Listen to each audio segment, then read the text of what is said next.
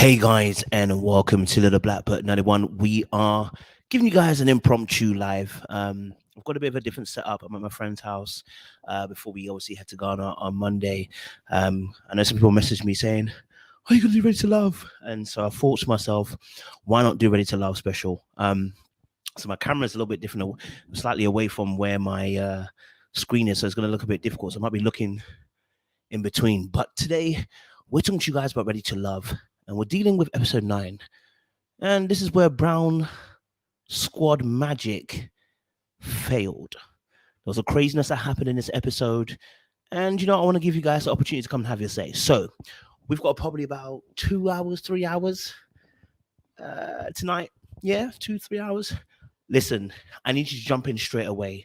I don't need you messaging me 2 hours into live saying you want to get on.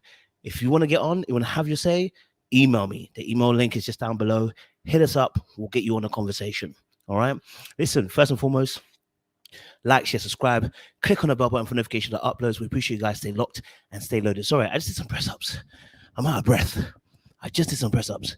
I'm out of breath. All right, cool. So, man, this episode was crazy. So we had obviously Zadia, we had Camille and Momine, who became the Brown Squad, and they showed their tail this week. More so Camille and Zadia, but it really did start from the very beginning. If you watch the car scene with old girl Camille and Cornelius, she said she was ready to turn up from the beginning. This was always going to be her plan. She was always going to turn up.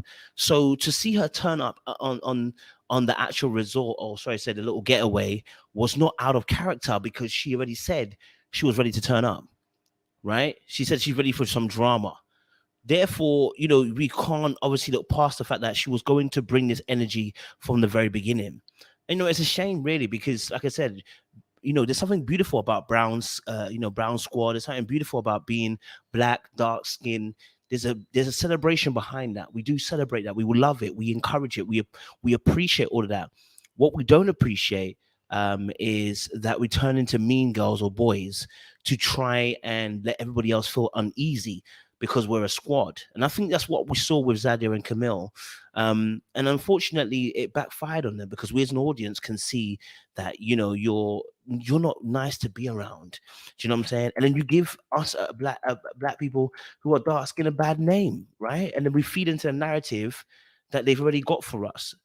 That's not to say other people don't do mistakes. That's not to say other people don't do stupid stuff. But it's to say, like, to be honest, I think, you have to treat people with compassion and empathy and love. And if you want that same thing back, you give it out first. Like, respect is earned. It's not just given, and so from what we saw with Camille and Zadia, like, it was a bad scene. Like, I'm disappointed in them. Do you know what I'm saying? I'm disappointed in the fact that they brought that level of energy to the actual show. And I think for me, I think the biggest thing about this thing is that this is a competition. Clearly, this is a game show. This is a dating show. But it should never get to a point where you're having to threaten violence to try and keep your person on the show. Do you know what I mean? So for me, it was cliquey, it was mean girls, it was all types of gang stuff. Like, do you know what I mean? So for me, I wasn't really on it. I wasn't feeling it. And I don't think it was nice to see. In fact, I had to even go into my notes because I wanted to bring to you guys some of those clips. I wasn't able to do it earlier on because I was getting myself prepared and get myself ready. But let me bring those kind of clips forward to you. Let me bring those clips to you. So the clip where we see Camille, talking about bringing drama to the place. Let's have a little look at this. Let's go here. So what do y'all think is going to happen in the next 2 days? I think there's going to be drama, and I'm here for it. No, I don't want no drama. So as you hear right there straight away, you hear her say, I'm ready to bring the drama, and Courtney's like, no, I'm not ready to. I'm not here for the drama. You know what I'm saying? that sets a tone and a presence for how you're going to come into this particular resort. You're going to come in fired up. You're going to feel, you're going to easily be threatened. You're going to feel like you're going to react to things. She came there for a fight, and she got one. And unfortunately, Cornelius also too, I know he's probably a bit more averse to there being any kind of altercations or stuff like that. But again, I think to myself, bro, why be around it? Do you know what I'm saying? If you're not going to stop it and put her in line, when I say put her in line in the sense of like, hey, look, that's not what I do around here, stop that, then bounce. Why are we still advocating her behavior by being around, and then you're not stopping it? So I hold him accountable as well. I think, and so people are asking, okay, so Bridget asks, why am I bringing it up when it has their skin tone, when it has something to do? Actually, it kind of does, because you made a whole group called Brown Girl Squad when everybody's meant to be brown, right? So just deep it. If everybody's brown, why make a group called Brown Girl Squad? You're clearly trying to make demarcations between yourself and other people. If everybody's brown squad, then brown squad doesn't really stand out. Like, do you know what I mean? Right? So for me, it's like you've already demarcated yourself and brought isolation by momently calling yourself the brown girl squad. And that for me is, and again, it's like like I said, I'm always open to the fact that I understand that there are different oppressions that happen in our society, and I want to celebrate Black women, especially in fact as being dark skinned. I understand that even greater pressures. We want to celebrate that. We want to uplift that. We want to make that being a shining beacon. But then to treat people the way they do, after calling yourself the brown squad, like imagine light skin. Imagine someone of a lighter hue. You got 3 women of a lighter hue came together and said light skin squad, and then ended up being mean to people who seemingly weren't as light skinned as they were. We would have a field day. We'd have a field day.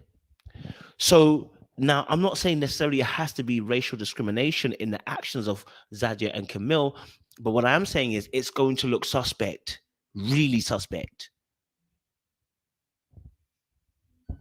You know what I mean? It's going to look really suspect when you do that. So I'm not saying, again, that, sorry, let's make sure it's turning to me. I'm not saying again that, it definitely is racially motivated, but what I'm saying is when you put a group like that, you add this whole narrative to the conversation which wasn't necessarily already there, and so that's why I'm saying what I'm saying. You know what I'm saying? So it's important to have that discussion, and especially as the fact that we are dark skinned ourselves, we can't ignore the fact that there is behaviors from us as dark skin that is haterish.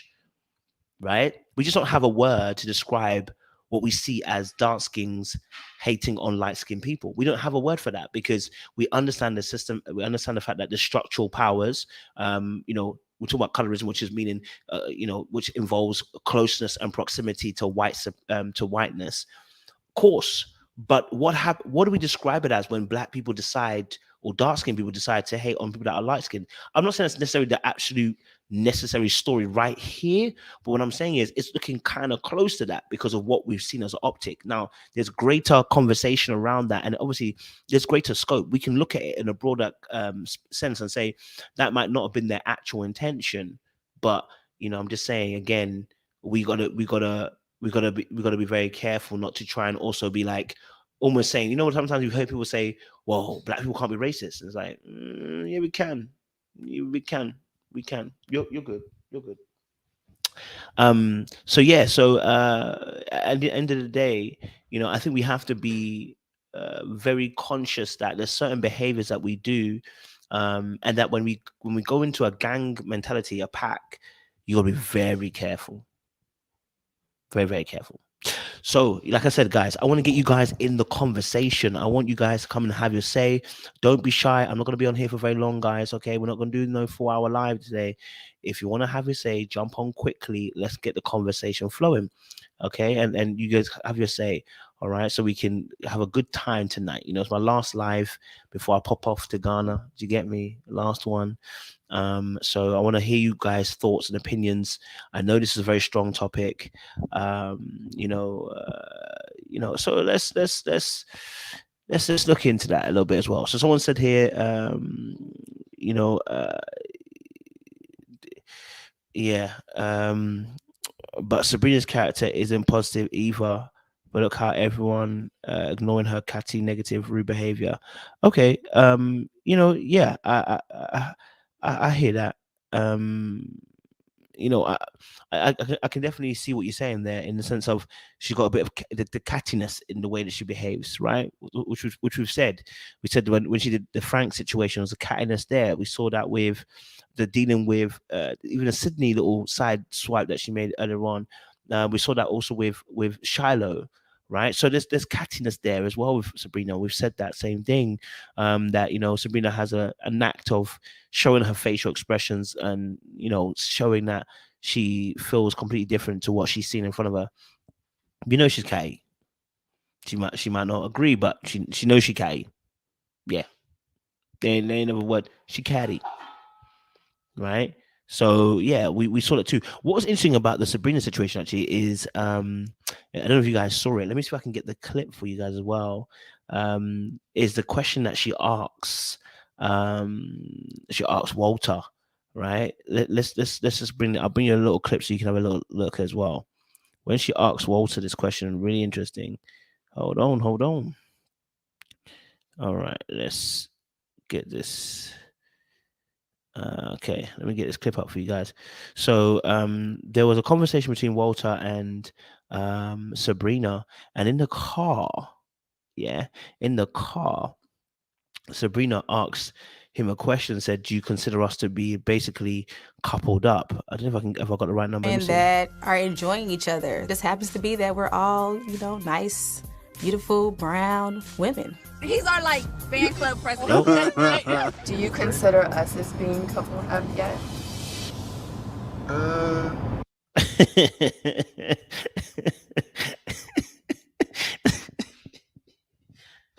Yo, she asked him a simple question. Do you consider us to be coupled up yet? And he went, Now, whenever a brother says, you should really know the answer is not a good one.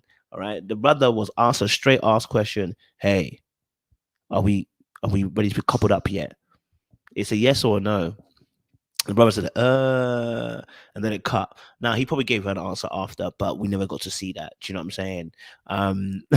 We never got to see the answer he actually gave back because it cut before he can answer it. But he definitely said, and for that, when you say, you're not sure, you know what I'm saying? Like, you're not sure, you're not really 100% sold. And I think that is probably what is going to cause the issue between himself and Mameen and Sabrina, because Mameen's feeling like that Walter's not been emotionally available and not been all the way through. And that's another story in itself. That's another story in itself in terms of that. So yes, Walter. I don't think Walter likes either of them. I think Walter doesn't like either of them. I think Walter has his thoughts. I think he likes what he like, but I don't think he actually likes either of them. I think when I say he doesn't like, I think he likes Sabrina. I think he likes Mameen, but not enough to take this relation and this further than this show. Not enough to take this further than the show, right? Nobody's showing. He's not showing any true kind of desire for either Mameen or from Sabrina. I think what he would love is to be able to take parts from each of them.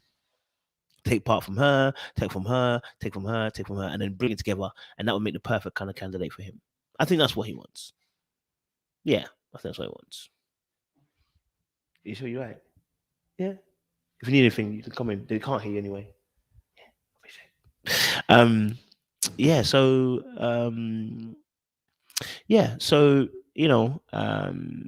no. So for me, Walter's not in feeling any of them. I think with Walter's scenario with Mameen, though, that was wild. Like, listen, listen, listen. I am all down for, going after what you want, liking what you want, etc., right? But there is a there's a situation with Momine and Walter that was this conversation was wild to me. Was wild to me, brother. Yeah, let me get it. See, okay, but before I get to that one, I want to go. I want to go to this one, right? I want to get to this part because this was a really good example of Momine kind of just getting there, but not really getting there. Do you know what I mean? Let's see. Is sitting there with Sabrina. Let's see what you. This is gonna be really good. Man, that is not the clip I wanted. That's what she said.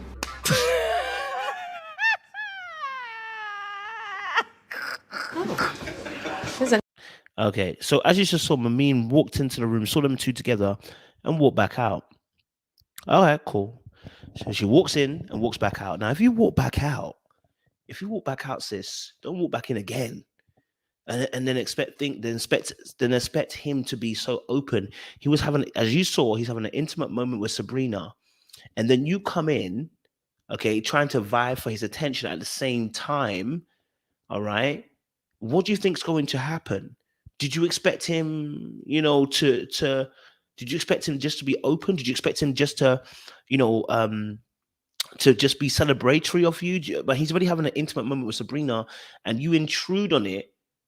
But you walk in first, you see them two, you walk back out, and then you walk back in again. And not only did you walk in with just yourself, you're now coming with Camille and Cornelius. Intimate moment ruined. You know what I'm saying? You that moment, the moment that you walked out, the moment you walk in and walk back out again, it's done. Just leave it as it is. But then you want to have, a special moment with Walter, and you're complaining that he's not being open in that moment. Why would he? He's already sharing an intimate moment with someone else. Let's play a little bit more. Oh my gosh! Now the computer want to play up, mad. Okay, cool. Hold on. Let's do this. Sorry. Let's do this. Okay, I want to get that clip up for you guys so you can see it. Because, and then in the end, what would have happened was that Sabrina was able to say, well, Mameen was touching the back of his head and he ain't feeling it. Why would he feel it? His mind wasn't there. His mind was elsewhere. He was preoccupied with Sabrina. Why would he be wanting to sitting there with Sabrina? Let's see what you. Let me get this. This is gonna be really good. I'm gonna show you the clip in a second now. I'm just getting it up in a sec. Okay, cool. Here we go. Do you need more room? Okay. So I come closer to the piano, but I notice Walter's energy has completely shifted. You notice his energy shifted, but you are intruding on a moment that wasn't meant for you. Of course his energy's off. He feels like you're intruding and invading. Right? So you can see them chilling and doing their thing. He's talking to Sabrina. You come into the room. They're playing piano, and you want to get involved with the piano thing. Do you know what it reminded me of? Do you know what it reminded me of? It's like a little kid that wants the attention of their dad, as their dad is with somebody else. It reminds me of a little kid trying to get the attention of their dad, but their dad is focused on someone else. And as soon as the dad doesn't give them the attention, the child feels like they're neglected. But in this case, Woman is not a child, and I'm not calling her one. But the way she went in, expecting there to be an affection in that moment, not considering the whole layout of the land. That potentially his mind is not focused on trying to necessarily, talk to you right now. Do you know what I'm saying? Like he's focused on Sabrina, and that's okay. You wait your time. You know what I'm saying? You wait your time.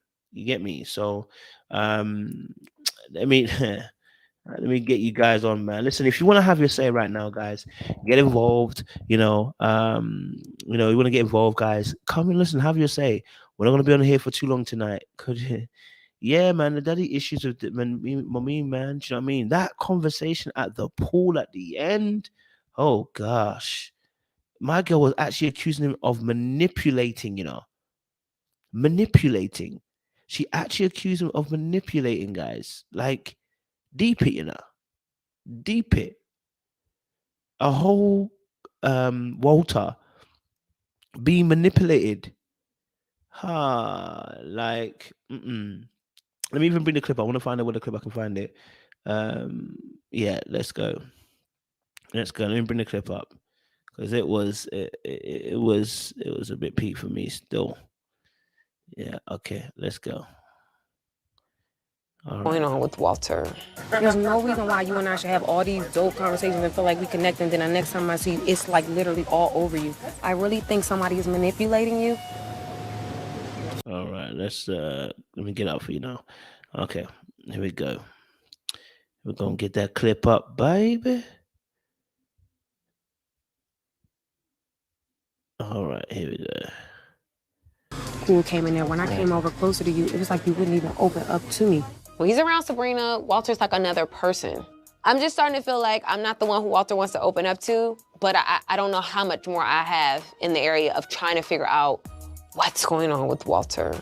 There's no reason why you and I should have all these dope conversations and feel like we connect, and then the next time I see you, it's like literally all over you. I really think somebody is manipulating you.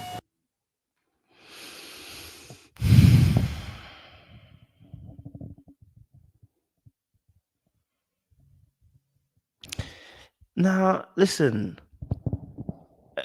Look, I'll be happy to say,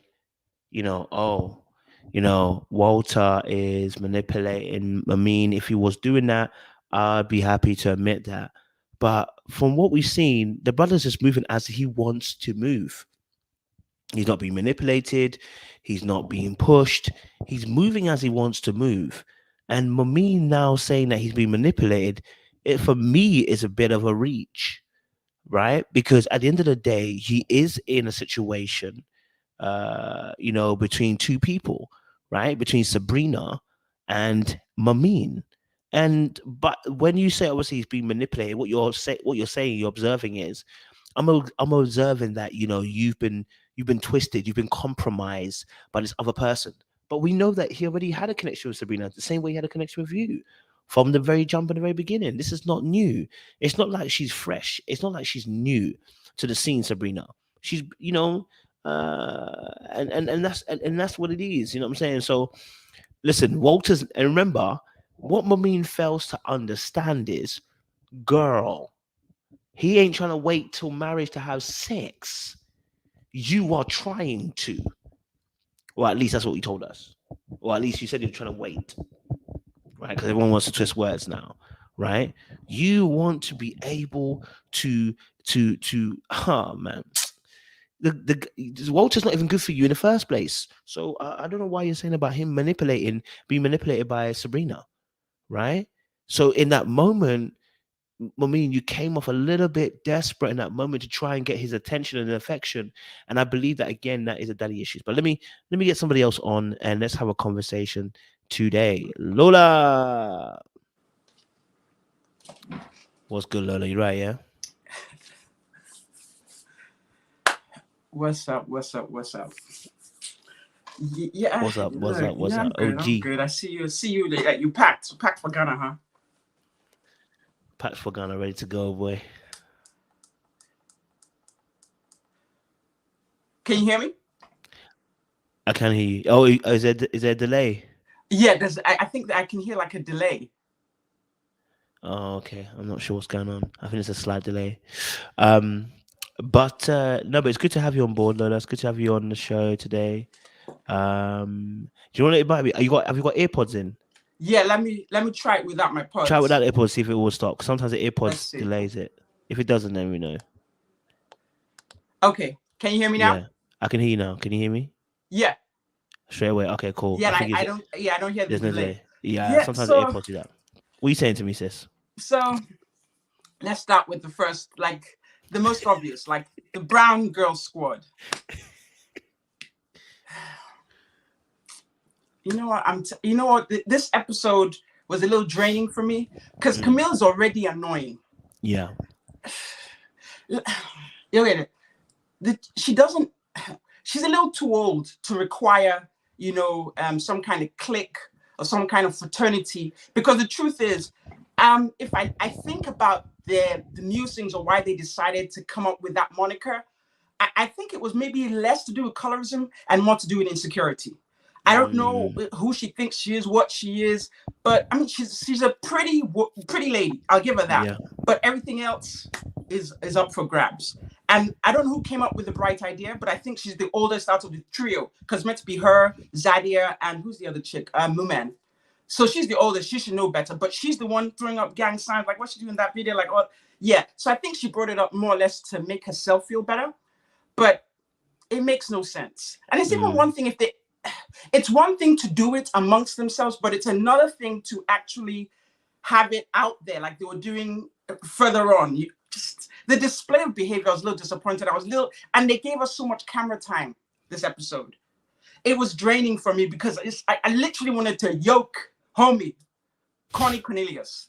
Like, I wanted to yoke him because, like, haven't you been in that situation where you see a really nice guy, but his girl is just the pits? Yes. And it's like, homie is blind. Like, at this point, my question now is, because I know people talking about beard this, beard that. My thing is he there as a plant just to keep Camille in the show? Because I honestly don't think anyone would subject themselves to this kind of humiliation, not just in front of friends, but publicly.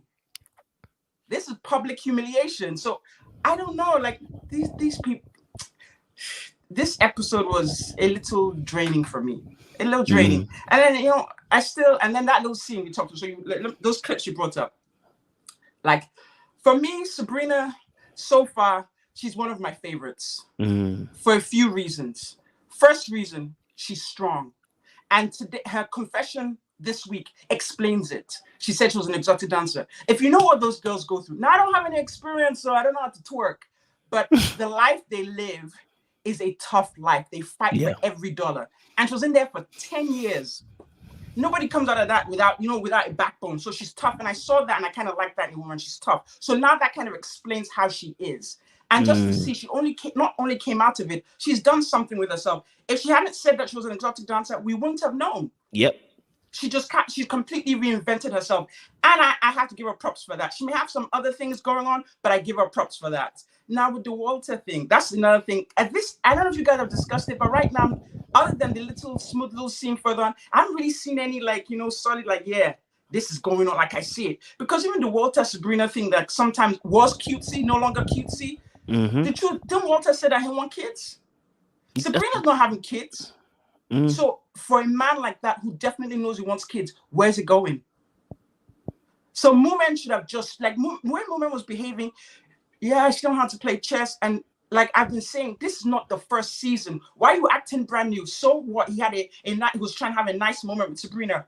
What's your business? Like, why is she going? She ran in, then ran out like a little girl, then came in with her posse. So she felt strengthened when she brought in the posse. Like, yeah. Ooh, then she comes around and stands. She already had a moment with him, maybe, I don't know how long ago, but for us, it was 5 minutes ago. For them, it might have been an hour ago. But she already had that. You have to play it cool. The show is, we say that it's not organic, it's fake. But true to life, when you're dating, you have to be strategic. Like, she's a pretty woman. Great figure, but she's coming up, her vibes and her smell are really desperate. Like she's looking desperate, but why is she desperate? Why should she be desperate? Why does she feel threatened? Do your thing. So the attitude Sabrina has, that's the attitude she should have. Like that whole moment she was having with, what's the homie, Walter, at the pool. So finally he's like, okay, girl, I saw that face, girl, that stuff you were doing. Like, what's up? What you doing? You got connections, I got connections. The whole point of this house is just to, feed out the connections and find out what's stronger. You don't expect me to ignore the other people. And then she goes off the cliff all the way to the left, talking about, who is they? Who is they are manipulating you? So what you trying to tell me? That homie, who is in his 40s, a grown-ass man, is being manipulated beyond his control. Okay, he's not Cornelius, because we're not talking about Cornelius now, because that can happen. He's not Cornelius, but that's insulting. So you tell a grown-ass man that, what kind of reaction do you think you're going to get? And then not only that, she says that and then storms off like, sis, are you trying to go home?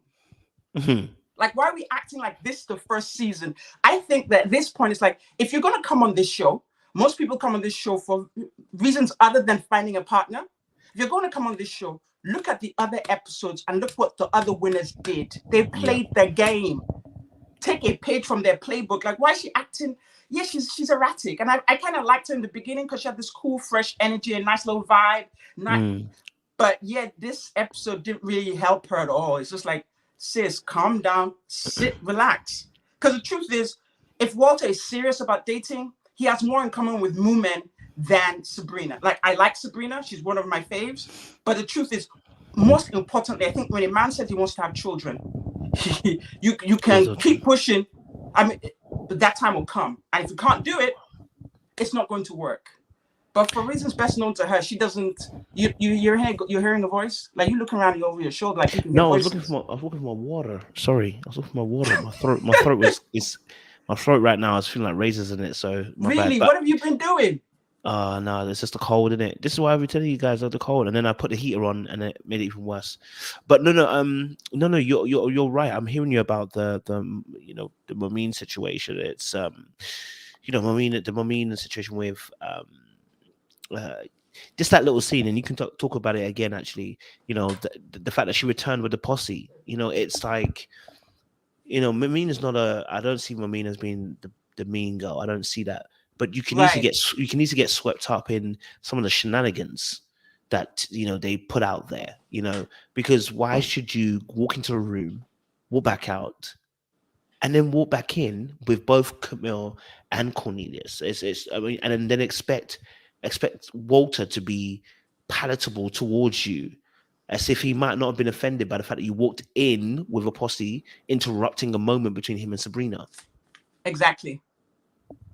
No. At this point, I don't know what the producer's up to, and I'm sure there's going to be some kind of funny explanation as to why she's running. Like, I'm curious to see. But at this point in this house, the people, the underdogs that have come to the front, Aisha and homie, what's it, the black Hugh Hefner? What's homie's name again? Dante. Like, with his oily chest and his robe, like he came in like bra soiree. So it was a silk gown. Brother came with a silk gown. I mean, she was half dressed too. So they kind of, they're in sync. Yeah. They're in sync. So all of a sudden, they've become the front runners for a possible matching because they're in similar places. She's got children. She ain't looking for more. He's got children from 3 different people. So he definitely shouldn't be looking for more. I mean, I like their scene. Their scene was very spicy. I was blushing like a little kid. Like, is it over yet? The camera's here, yo. She even took the top off as well. I put my head down like I was sitting with my mom. Like, what did she like? I said she want to get freaky. Like, where did the massage table come from? Like, all of a sudden, the brother carried it from his house. He drove a like, truck today. That's why he's got 3 baby mamas, yo. Like, he's the spicing. He knows what he doing, bro. Them hands. It be them hands. I'm not mad at his game. Like, Phil was, the favorite. Like, he was all of a sudden he was the hot kid on the block. Man, he swerved Phil. Yo, Dante's got some kahunas. It's got some like, kahunas. With the rope open and his chest oiled. Like, dude, like, come on now. That was a perfect TV scene. All he needed was a cigar, boy. You walking in there, That's all I could think of was Hugh Hefner. Like, this is the chocolate Hugh Hefner. He came in real yeah. You know what? That for me, the rest of all the other stuff that happened was because they had a couple cute scenes, like at the refrigerator too. They were talking, going back and forth, playing innuendos. Like, that's how it should be, playful. Like, all this beefing, like we're not even together yet, and we're having this kind. What will happen when they're together in a real relationship where real things happen? This is the period where it should be light, fun, flirty. Like, you know what you came for. We know this is a game show. How many seasons have we been saying this? Like, I know some of them watch you, Kojo. We've been saying, yo, guys, this is a game show. Come with a game plan. Be strategic. Like, why are you all in your feelings? Because the guy you're interested in is doing what the show dictates. Exactly. Dating other people. Put your game face on. Put your shoulders up and play the game. And then of course, Zadia. And the thing is with Zadia, I know I kind of did my little rush, went through it, but I never really saw this side to her till this episode. Like, who is this person? Not this bad, yeah. Never saw it this bad. Is it like maybe, and she's not helping herself by also associating with I don't want to call Camila a psychopath, so I'm not saying that, but she's associating with this lady who by everyone is irritated by her. Yeah. Not just because of the way she is, but the way she's treating Cornelius, and because Cornelius won't speak up for himself. So we're already offended by what we see. And that's what she thought. That was the perfect partner. She thought she'd pair up and sat down as a third wheel in the back of the car, like chilling, like, and that was what I thought was odd. That just kind of like she's in the car with them. I'm not sure. Was she coming from somewhere pushing a tie? Why does she have a mask on? But of course, she's taking a, yeah, you know what? Zadia, I don't understand. Like, I don't know much about her. But her time is up, yo. Yeah, her time seems to be up. I mean, you know, Dante did try to have a conversation with her, tried to have a conversation with her. You know, he tried to have a one-to-one, you know, pull her aside, try and get her to understand. She wasn't understanding. Yeah. Right. And even in the midst of the conversation, he said, listen, you're doing it right now. Like, you know what I mean? You know, and you don't realize you've been doing it. And I don't think she really understood what she was doing. I don't think she has the full awareness in terms of what she's doing, even in the midst of between her and Danta. And I think part of it is reflex, part of it is instinct, part of it is whatever she's gone through in the past, just really reacting as a first measure rather than really taking the time out to analyze the situation. Go, actually, do I need to react like that? Do I need to poke the bear? Do I need to come on strong? And the brother now just realized there's no peace here. There is no peace. And yet when I go with Aisha, it flows, it's nice, it's sultry, it's smooth, it's sexy, we fun, we can play, we talk on the phone for hours. I don't get this energy. Boom. You at the end of the day, you go where there's peace, because life, there's only one run. There's no retest, rerun. You live only once. You better do it and make it make sense. Like, and I think, I don't know if she was playing a game, because initially I thought they were doing okay, but they get to the house and she's giving him the cold shoulder. I don't know if thought she was playing, or I don't know what she thought she was doing, but she literally, I don't know if she wanted him to chase him. So she's like, yo, she missed the road. Like, she got confused. Like, dude, really? Went the opposite direction. I'm done with her. She needs to go. There are a bunch of them. Like, if they should just do like, you know, like a double, triple whammy. Let's just clean house, narrow it down. Let's see what's up. Because this is like episode 9. Why I'm not seeing, like, yeah, where the connections, like what's going on? Like, I'm confused. Like, there's no front runners in terms of couples. Yes, there are people pairing up, but they don't seem to have anything in common. Yeah, even her connection with Naeem is a little bit dry. I mean, shaky by the pool. At best. Like, Naeem and his ex, like the way they were acting, like, and the only red flag she thought was what the ex said, not what was happening in front of her. Like, sis was disconnected too. Like, look, yeah, Naeem, he seems like, you know, like, I don't remember what he does, but he seems like a computer nerd, just into very kind of introverted somewhat. Yeah, like, so yeah, I don't know. Maybe she was just entertaining his attentions, because she doesn't seem connected to what's going on with him. No.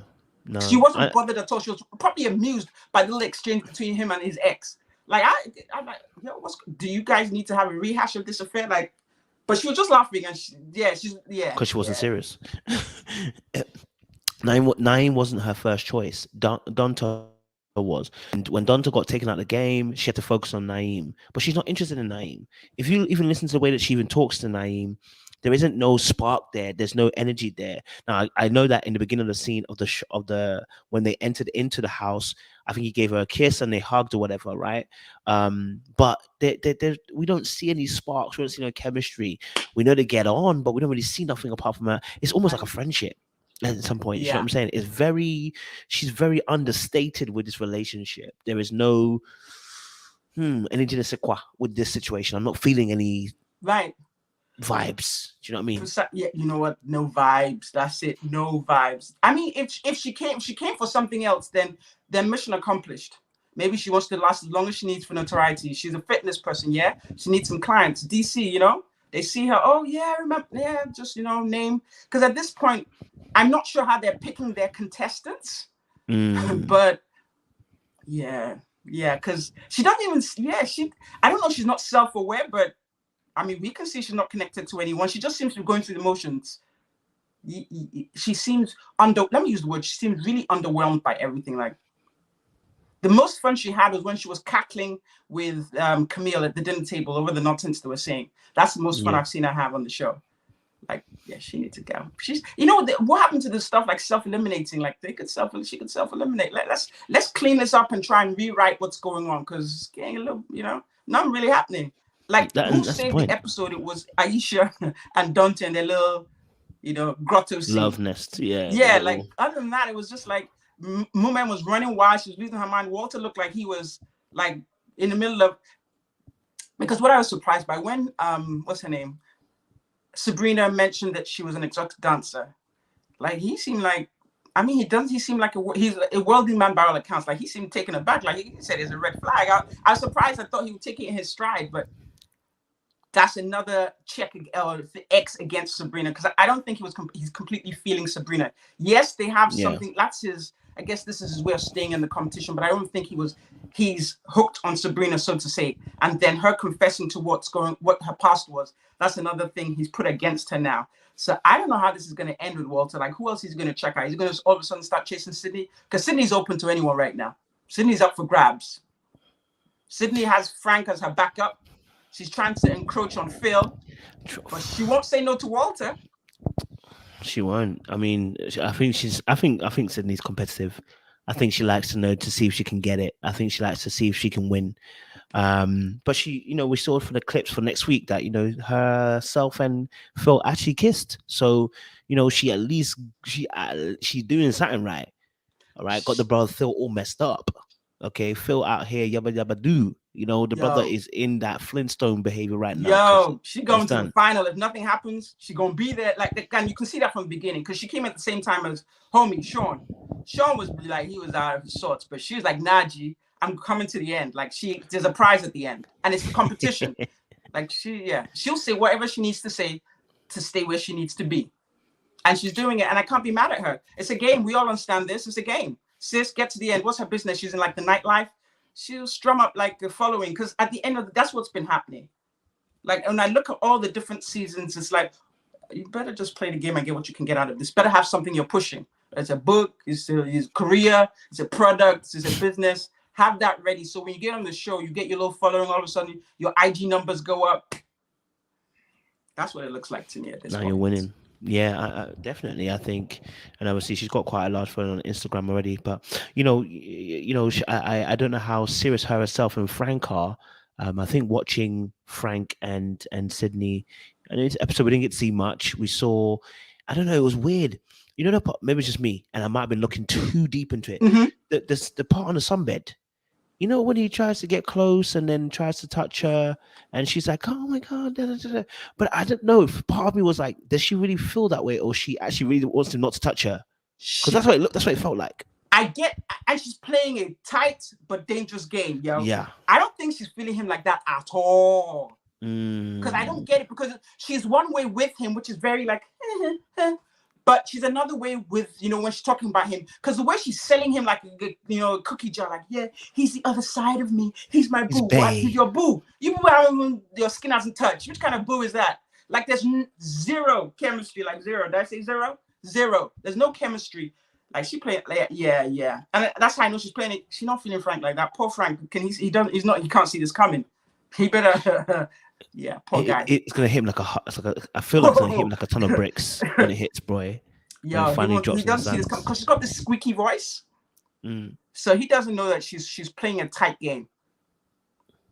I'm ready to see what's gonna happen, because he's not the one she wants. That's why she's trying to.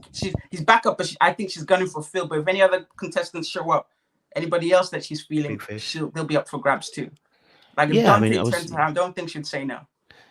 I mean, obviously as well, Phil is the big fish, because you've got 3 women that are onto him, even at this very late stage. How good would it feel as a fellow game player? How good would it feel to take that, bag him? Do you know what I mean? Came in short, came in middle of the season, and bagged the man that you guys all wanted. Like that, that kiss is now going to be used as leverage. Like, I don't know if our old boy knows that, but Phil, if he doesn't know, if he hasn't kissed any of the girls, he done messed up. Yo, I don't. I mean, we don't see everything, but when I saw that kiss, I'm like, yo, has he kissed Shiloh yet? Because Shiloh's really his top. Like, is this chick trying to slide Shiloh out of the winning? Because Shiloh playing like a cool, calm game. You know, she's playing like when you're one of the regular sisters. Like, yeah, but Sydney's not playing with us. So yeah, if you haven't kissed Shiloh, then they definitely it's going to come up during deliberation. They're going to talk about it. She's going to make Shiloh feel some kind of way. Yep. And there we go. And you only need to just say, oh, you know, we shared a kiss. It's a game now. It's a game. It's a game. What's this Squid Games? This is what it is. We need to play that background song. It's a game. It is honestly a game. And so, you know, yeah. I don't know. So obviously, Phil. Obviously, this episode for me, you know, I said it as well. So I love the way that Phil shepherded Aisha. You know, when the situation occurred. You know, Phil's obviously got 3 connections: Aisha, Shiloh, and I can't remember what the third person. Who was the third one? I know. That's true. Did he have anything with who are the other chicks on the table? Yeah, I don't know. I'm trying to think who the third person is. He's got one more. There's a third. Did he have any? Did he meet up with Mooman? No, it wasn't Mooman. Damn, I've forgotten. Who the third person is? Let's see what the other ladies is. Shiloh, Mooman. It's Camille, he had to see her. He had Zadia. to see her, Did he have anything to do with Zadia? No, it was to see her, but he doesn't have to see anymore. Oh, to see is out. Been gone. So it's yeah, 2. right. That's why we can't think of anyone. That's why I can't think of her because she's out. Yeah. So I'm trying to think. It's because we never saw her. So now he's got the 2 in it, but now he's obviously picked up another one, which is Sydney, right? And yeah, but yeah, no, I don't. Again, it's part of the game. It is you have to make a choice, right? Yeah. So, but yeah, I love the way that he moved with Aisha when Aisha was having a situation with the girls. You know, he just kind of like, hey, look, let's go. You know, he had to do it in a very polite but strong manner, and that's what we we talk about. Man's man. That's why we like him. Go on, that's away. what happened. Like he didn't like. He's like, yo, sis, you're above this. Come with me. Let's go. Ha! Come on now. What? I wanted to hug him, dude. You're my G. I loved it because I think everybody agreed with Aisha. I think they all felt the same way she did. Yeah. And she was the only one who decided to speak up. Hey, up Bronx, you know, BX in the house. So he saw where it was going. And of course, we only saw clips, but apparently it looked like they were tag teaming her. And of course, she wasn't about to back down. So she was getting more and more. So he's like, my lady's not going to be, they're not going to clown her in front of all these people. Just say, come on, sweetie, let's go. Come on, baby, let's go. Yeah, I like that. And I love the fact that, you know, Aisha's coming up front because Dante too, he tried to quietly, very politely go check, what's her name? Zadia. Like, lady, you shouldn't have done this. But yeah, she was really sold out. Yeah, she was really sold out. She was like, oh, you know, you don't have to be a peacemaker. Basically, don't be loyal to the other girl. And I do partly get it because the other girl is a competition. So why would you want to have that girl over there?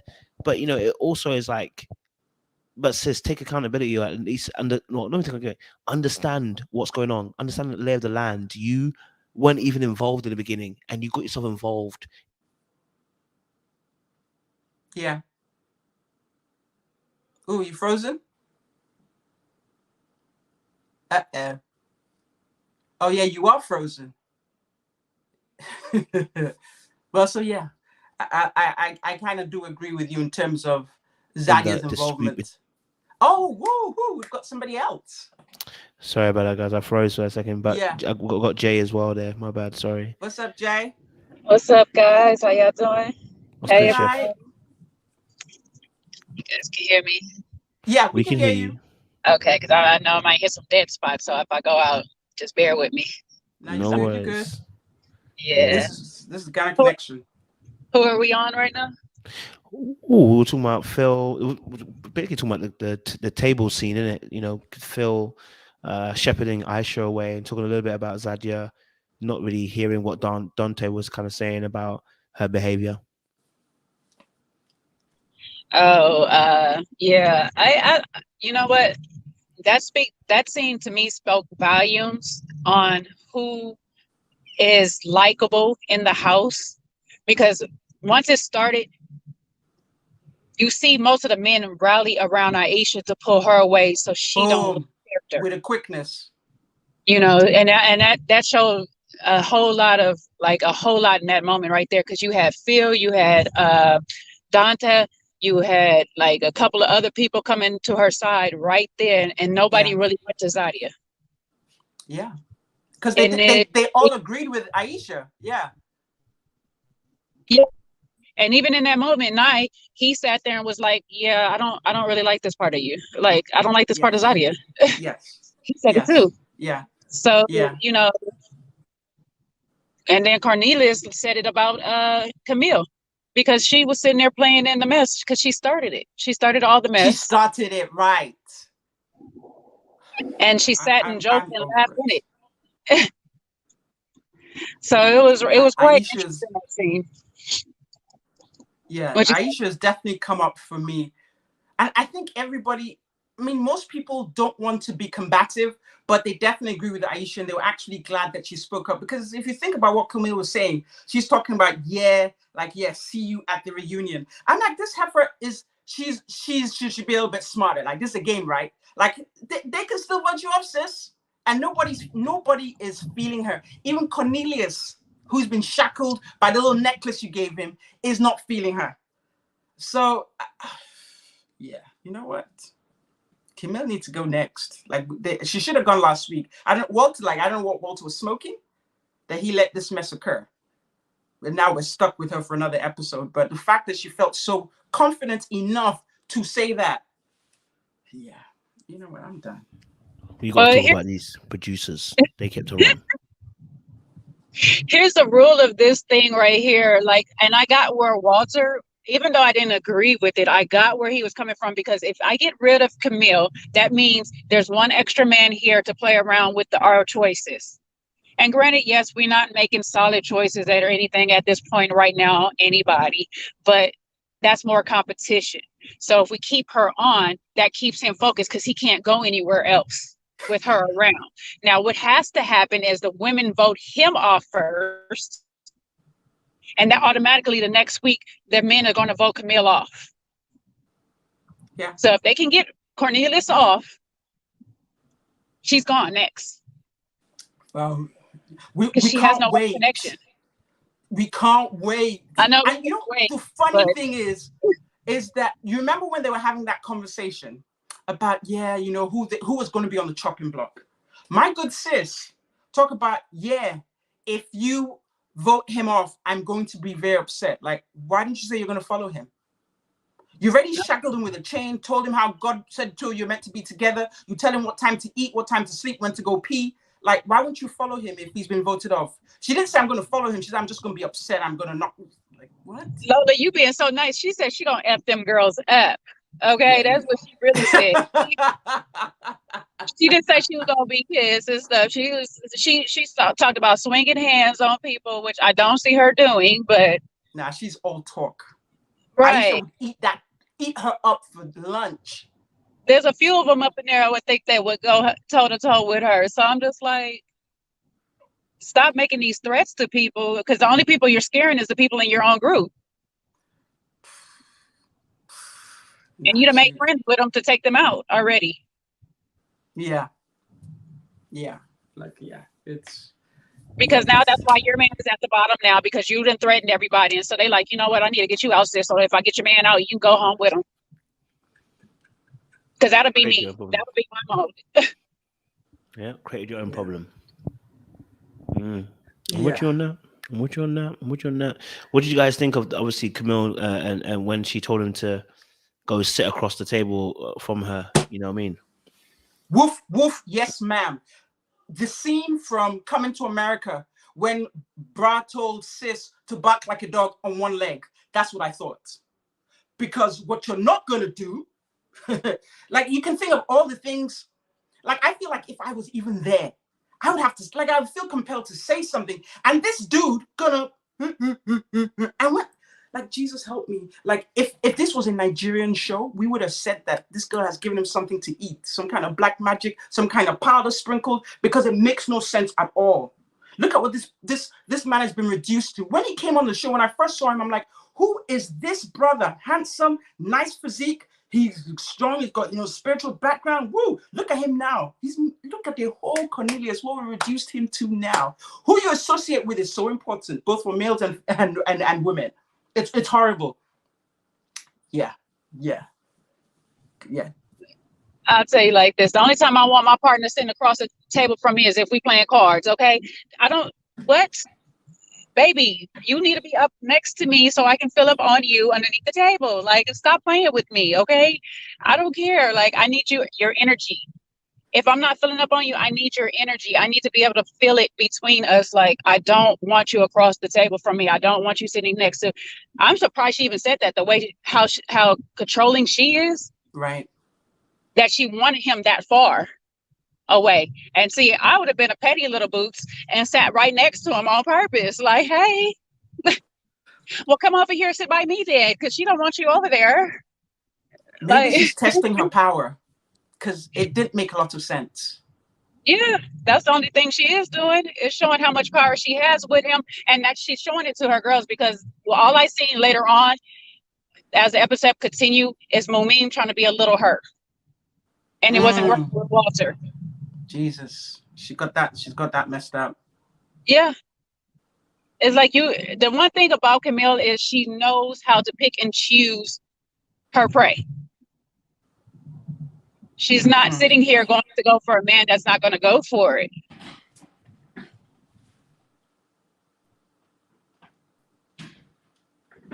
Going to do that with Walter, and it's just not going to be received the same way. It's going to be a turnoff.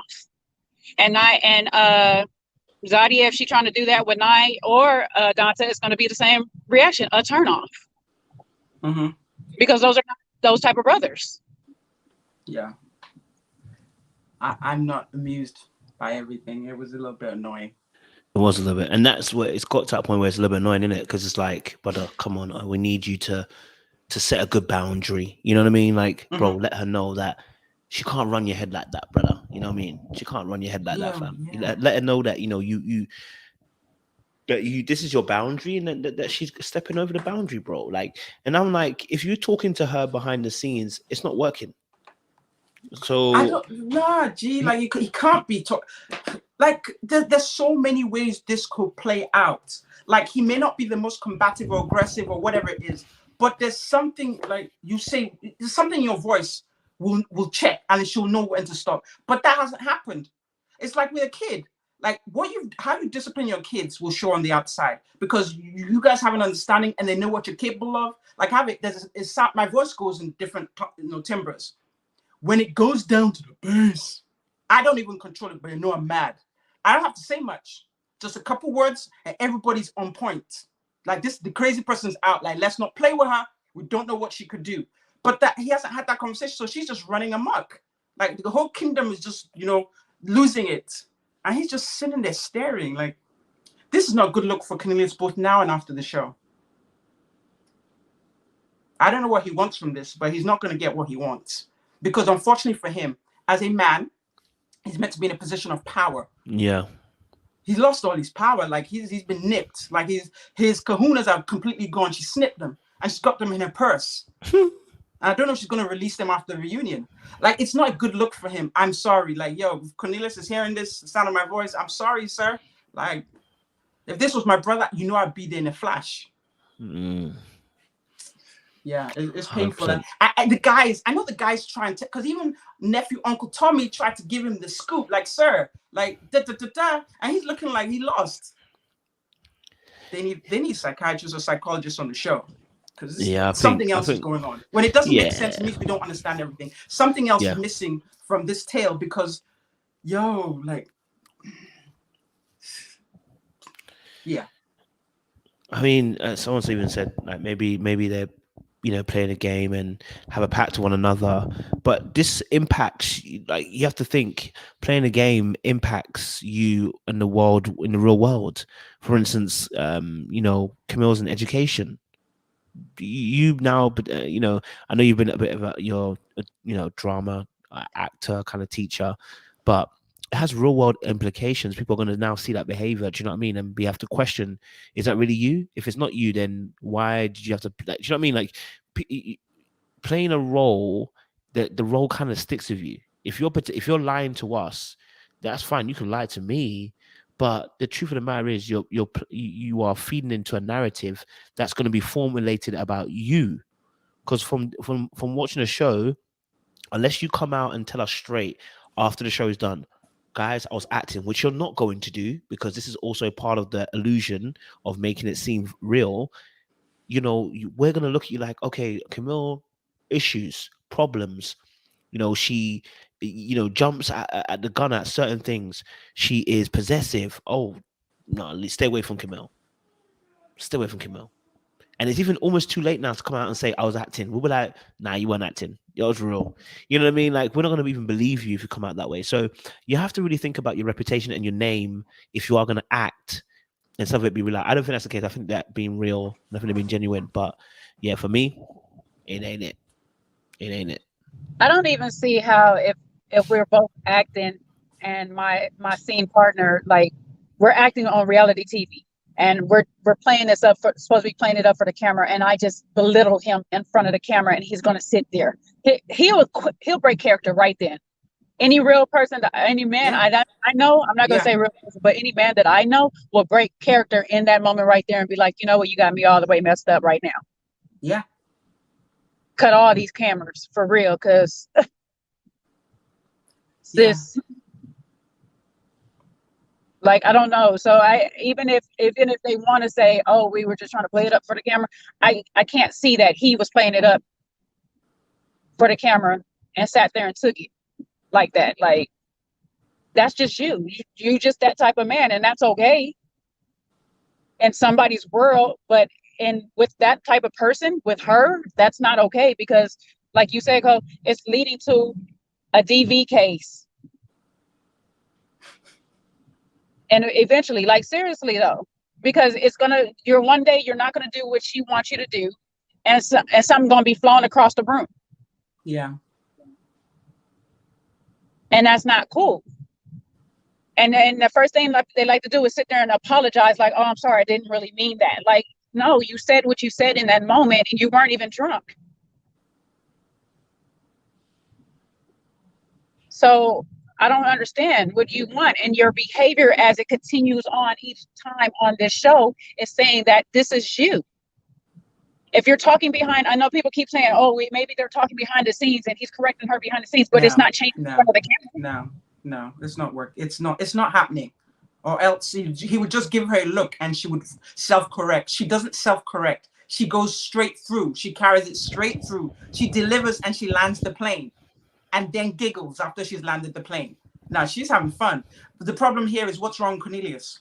And we're going to start talking about trauma. Is he damaged? Is he this? Is he that? Does he need a therapist? Does he need to blink twice? Do we need to rescue him? Like, what's going on? I don't know.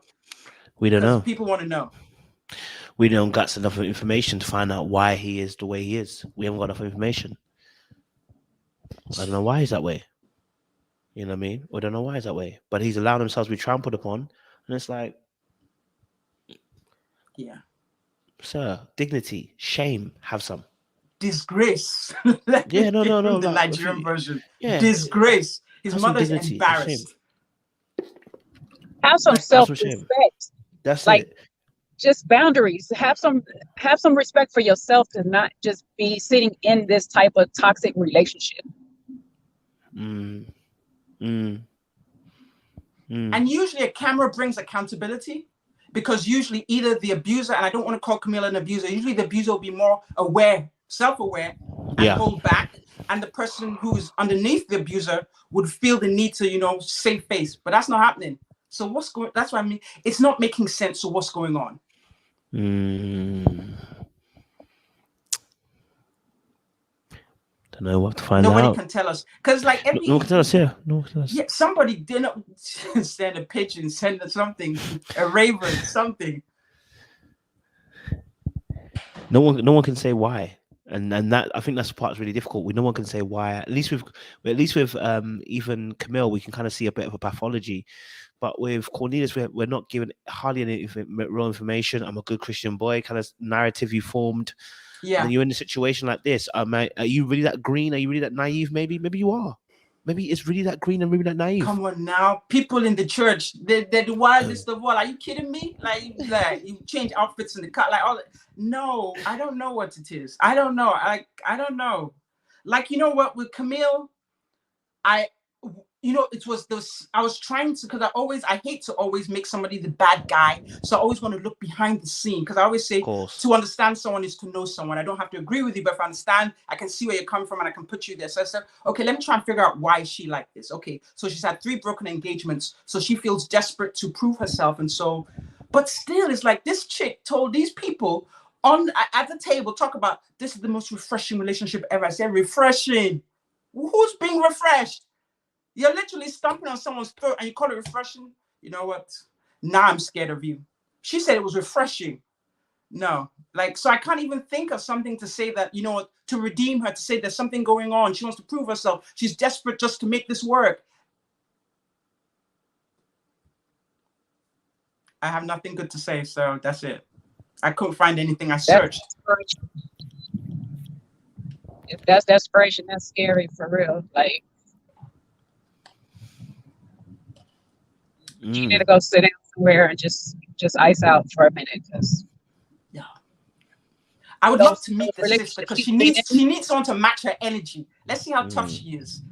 That's how I feel. I think she needs to go sit out for a while, because whatever relationship she's been in the past, if it didn't do this to her and allowed her or allowed her to be this way to them, she needs a time out and just go, like, really get herself together, because it's not right. This is not a conducive behavior for a real, lasting, loving relationship. You will have to find that real rare gem that wants to be just controlled and led down this line like that. But I can't really see no man long time just really want to be in this type of relationship like that. He may be out there, but I just don't see. Yeah.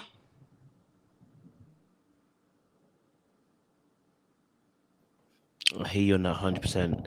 100%. Yeah, that's a big thing. So what, you know, who else was on the show that we missed a little bit of their conversation? Who have we not discussed? Who have we not discussed? I feel like someone's been missing. We haven't discussed them. No. I know Lola went down her whole thing or whatever. I wanted to talk about that Mumine situation a little bit more or whatever. Go for it. Like, are you serious? And Lola already said it. You think a grown man is being manipulated by anybody out here outside of Cornelius? And that maybe because you're hanging with Camille and you think because she's doing what she's doing that Sabrina got that pull over Walter. No, you literally walked into that room with them, walked back to Camille and Cornelius and said, oh, there's already a duet going on. And then you brought them back into the room with you. Your energy was the one that was changed. Had you just walked into that room and said, hey, what's up, guys? You would have been received. And that was all you had to do. You didn't have to do anything else. But your insecurities played up on that. And when you walk back into the room, you want to tell this man at the poolside that his energy changes every time he's around Sabrina. No, your energy changes every time you see him around Sabrina. Sabrina's energy don't change. She's not worried about you. Her whole focus is that man. So if anything is changing, if he feels stiff, he feels pulled away, it's because you brought extra people into that room. You made it feel awkward in that room. You'd have walked in there, and if you showed your skills, sat right there because you sing, he played that music, and you sat there and sang, Sabrina would have got her butt up and out of there. Or enjoyed the show, because that's what I would have did. Had I been able to sing, we'd have been doing a duet right there for you. Here, Sabrina, we wrote this song for you. To the left, get your stuff and move out my way, please. Thank you.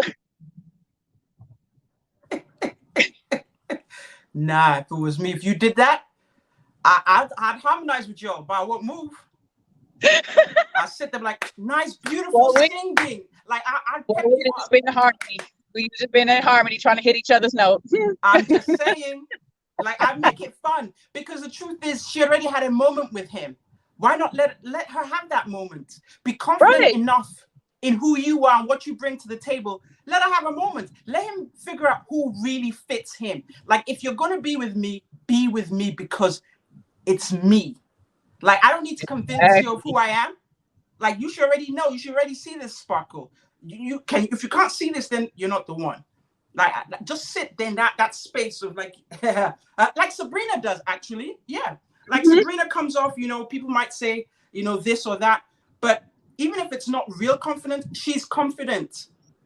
She holds it. I don't know, she feels it inside, because everybody doesn't feel confident 100% of the time. But she's just like, this is what I bring to the table. And this is who it is. Because she saw a woman come to the guy and stroke his neck and do all that. She didn't budge. In fact, I think there was a point where she said, "Do you need me to move?" He's like, "Nah." And then we can occupy this space together. Exactly. And don't get me wrong, like anybody will walk into the room and the person that you like is with somebody else, you kind of automatically feel some type of way. Yes. But you have to change that energy quick enough so they don't pick up on it. Because it is able to pick up on that, like you feeling some type of way, you staring at them across the room, all kind of funny. Even when the camera panned over to Sabrina, I felt her insecurity. I seen her insecurity when she took that glass, but then she kept sitting there. She changed it real quick. When you walk back out, you walk back in with more of that energy because you brought your friends in there with you to try to stare him down. And you made him feel awkward because now Camille's sitting here staring at him, looking at him funny. Cornelius don't know what to do. He just a goofball over in the corner. And now you got the energy on top of it, trying to rub the back of his neck, putting it all on him. Like, sweetie. Yes, he gonna feel some type of way. You bring in negative energy and I'm in a positive mood, I don't want to be touched. If I'm an empath like that, I don't want to be touched. Yeah, I agree. I'm looking at this thing that Kojo put up, Mrs. Conscious. The movement stated what she felt, so why is that a problem? I think it's the way she addressed it. The way she addressed it is the problem. You can say whatever you want to say, how you feel, but first of all, the energy, 1, 2, then you come up with this theory or story about him being manipulated. And then most importantly, sis, it's a dating show, AKA a game show. You also have connections you're trying to nurse. Why won't you up under Frank's arm? Like working that out. You need to work for it. Does Frank work for me? Is Walter better? Who works? Like, you need to be working your connections, not worried about what Walter's doing. And that's what they say when there's somebody you're interested in. You don't wait by the phone and wait for him to call. Go and live your life. If he calls, leaves a message, you get back to him. Why are you like right under him? Because sometimes when you're not right underneath someone, they'll realize your value. You're not all up under the throat. You begin to see that, oh, she's over there, she's having fun. Stuff always looks beautiful across the room. Go somewhere else. Lovely figure, walk, do some catwalk across the pool, go sit with someone. I didn't say you should go, do like a whole thing, but just be you. Light up, shine. He'll see you across the room and admire you. That's the thing. So yeah, that's why I'm misconscious. That's why I feel like she didn't do herself a good service. She did herself a disservice because they are manipulating you. Who is they? And why would you want someone who's being manipulated? You can still see these things up front and make a choice.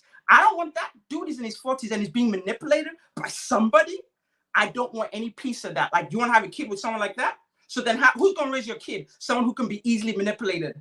I don't want that kind of gene pool. So that's why. So, and don't get me wrong. If you look at some of my other videos, I've said I like her energy. I love music, so I love the fact that she's a singer. But her insecurity is getting the best of her. And she's human, and that probably could happen to any of us. But it's a game. You need to prepare, put your game face on, say a prayer, talk to God, like boom. Because sometimes you have to fake it till you make it, like,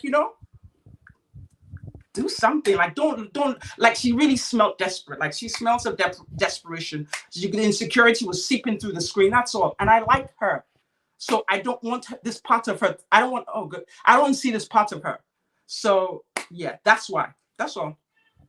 And of course, listen, Mameen, is entitled to share how she feels, right?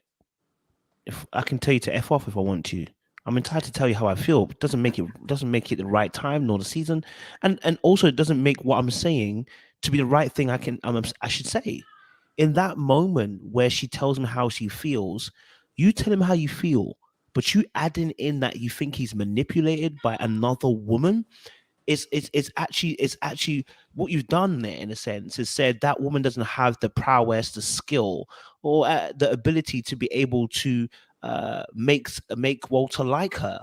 The only way she's able to make him like her is by manipulating him.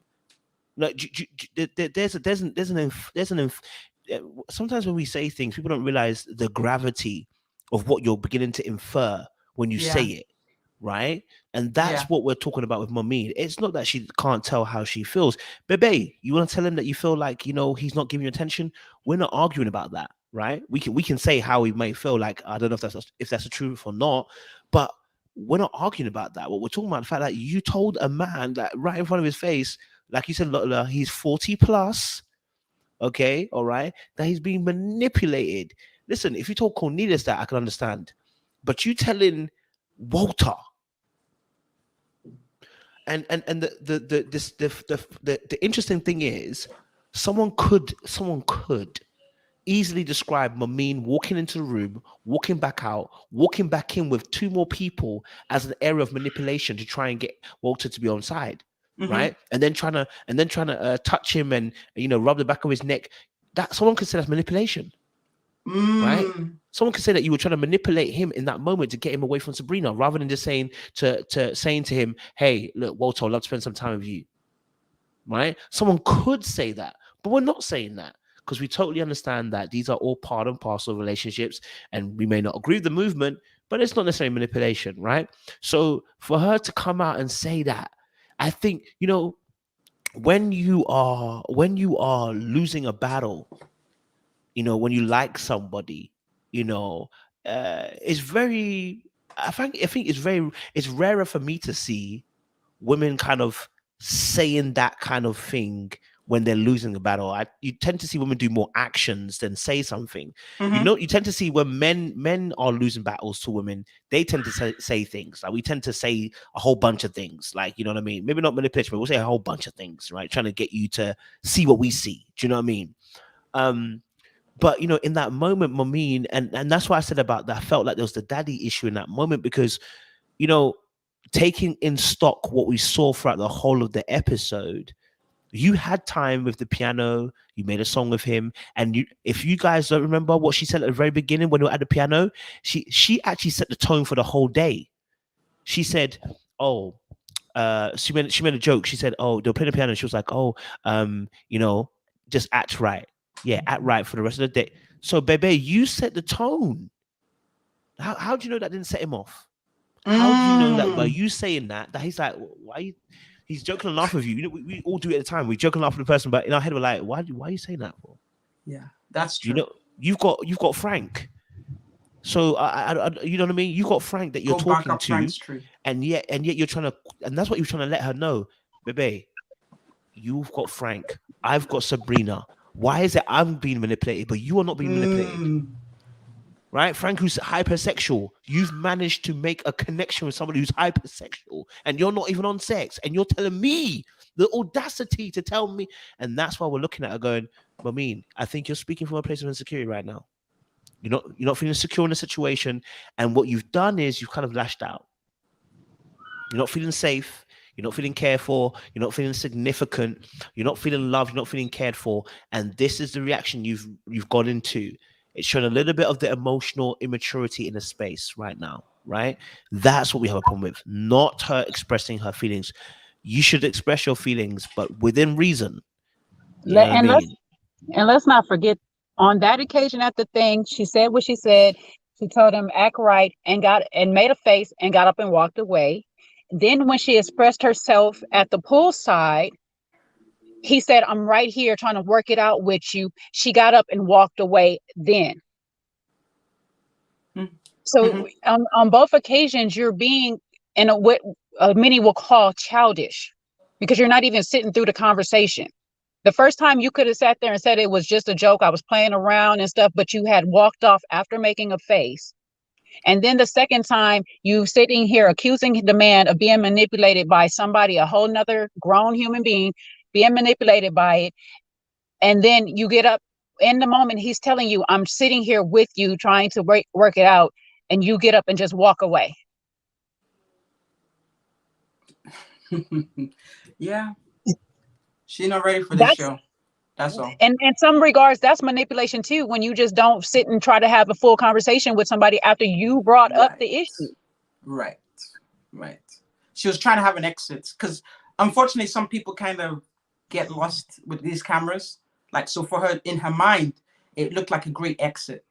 Like, you think about it and sauntered off. You know, like you can write a script like that. But, you know, sis, there are a bunch of things to consider in this. And she kind of lost sight of the exit she wanted to make and left everything else. Yeah, it's a great exit if you both are in a heated moment and you just like, you know what, we're not getting anywhere because we're going back and forth at a heated time. But he wasn't even heated with you. You were, he was in a position to really have the conversation and try to figure out where you're coming from with this. And you just left the man hanging. Okay. Hey, I'm looking at this thing she has up. Walter told her not to be catty when she was being catty. When she was not being catty? Yeah, but what's this? Like, I don't know how to describe what she was doing if we don't want to call it catty, but she was being insecure. And okay, so let's say she was being insecure, but with the insecurity, she was making some insinuations that were very insulting. Because if someone walk up to me and tell me I'm being manipulated, what you're trying to tell me is I'm weak. And there's nothing wrong with being weak, because I don't even think, you know, being called strong as a woman sometimes is a compliment. What you're trying to do is make me be a workhorse. So I don't want you to call me strong. But if you're telling me I'm being manipulated, call me weak-minded. That's what she's saying. Like, and that's an insult to anyone. Like my son, like you're going to tell my son, he's like, I don't think anyone's going to receive that well. So, and she was very convinced because she gave it some time. Like, if you look at that clip, it was like a good minute and a bit talking about, she's noticed it. So she wasn't just talking about that moment in time or that piano thing. She's noticed it's been going on, and she senses a change in his energy, and that, someone's been telling you about me. Like, she was very involved in what she was saying. She believed what she was saying. But what I don't think she realized what she was saying was, if you're saying one thing, if your truth is one thing like this, what you're saying inadvertently is that he's weak.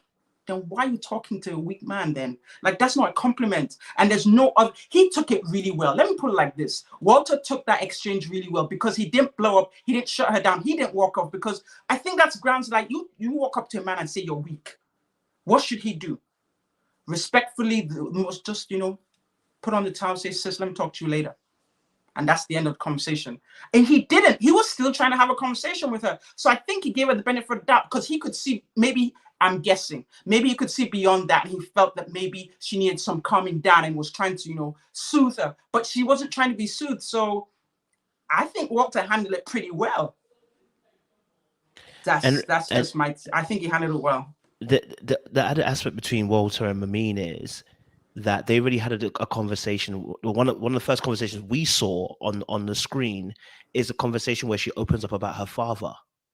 So just bearing that in mind, I'm thinking to myself, Walter being older already, Walter also bearing that conversation in mind, okay, is thinking, just calm this girl down. Like, let me not blow up. Let's not make this a big scene. Mm-hmm. And almost calling her out like fathers do call their daughters out. And it's like you. And I think some people putting in the chat, and I'm kind of maybe kind of seeing that kind of perspective too. And this is really important for people as well. Your friendship groups, right? If you got someone like Camille and Zadia as your friendship group, and you're hanging around with them, people are now going to, even if you're not doing the behavior, are going to now look at your behavior twice. Yeah. Right. So now we're seeing Mamine behavior as, okay, she was a little bit insecure. But would you see it as insecure when you've just seen her behavior with Camille and Zadia? Now you're going to be looking at it like, well, I think this girl's trying to manipulate me. Because actually, no, she's not being insecure at the moment. Actually, maybe she's trying to, maybe Camille and them not got to her, and she's trying to manipulate me, and trying to manipulate me by doubling over by saying I'm being manipulated. You know what I mean? Like, you might start looking at her behavior differently just because of the friendship group, right? And their particular behaviors. So, for instance, let's say we're not even 100% sure how to even describe her behavior. I think it was petulant for me. I thought it was a little bit petulant. That's what I saw from Mamine when she walked in, walked out, and then walked back in again with the two people inside the room. You know what I'm saying? And so, but remember now, the you know the situation with I don't know actually, has this happened at the table scene? Has it happened yet? Which Or was table it scene? after the fight with Camille and that? I don't think it's happened yet. Has No, it? it hadn't happened yet. This was for beginning of the episode, right as they got to the house, the first, like still early in the day. So it's So it's still in still the day. around So like luckily, lunchtime. so it's still lucky hasn't got there. So he doesn't know anything about that yet. Okay, so fair enough. He doesn't know anything about that yet. So, he's not gonna be thinking about that. So I'll take that out as a viewpoint. But just going back to that scene with the piano situation.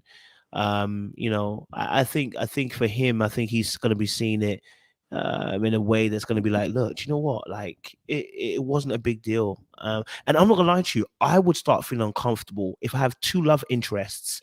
I'm dealing with one and the other one comes in and tries to be intimate. Because that's actually what Mamin was doing. You start rubbing up on my neck, running your fingers down my neck. Like, am I a king that you're giving me grapes today? Like, you know what I mean? Like, I would start feeling uncomfortable in that moment, because how do I handle this to not offend both parties now? If I tell you to stop, like, stop this, please, you're gonna be offended.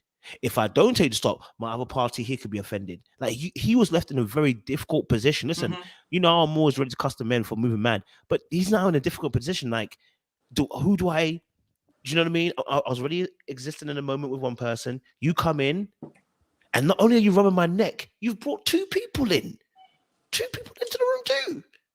What are you trying to do? You know what I mean? So she's even lucky that he didn't even think further and be like, wait, hold on a minute. You wasn't even mad at anyone. He only just said she was catty. She's even lucky that he didn't go further. It's a power move that went wrong. Yes. Yeah, I don't know. Poor girl. She's got, maybe this is not for her. It's not for her, you know what I mean? And again, I think someone's put it in the chat as well. I mean, I think what she sensed is that Walter has got seemingly putting Sabrina as a first choice, and she's not being put first choice. And she knows she's not first choice also for Frank. This is the difficulty Mamin's in right now. The difficulty is she's not first choice anywhere. Yeah. And that is very difficult pill to swallow. Frank, your second choice, and Walter, your second choice. It just so happens that you probably, maybe you can see a bit more with Walter, and that's why your feelings towards him have hit Walter. Because if you look at it, you and Frank were talking first. It seems like, or at least it seemed like, well, you and Walter were going first, but you opened yourself up to Frank. Why are you not giving Frank the same energy?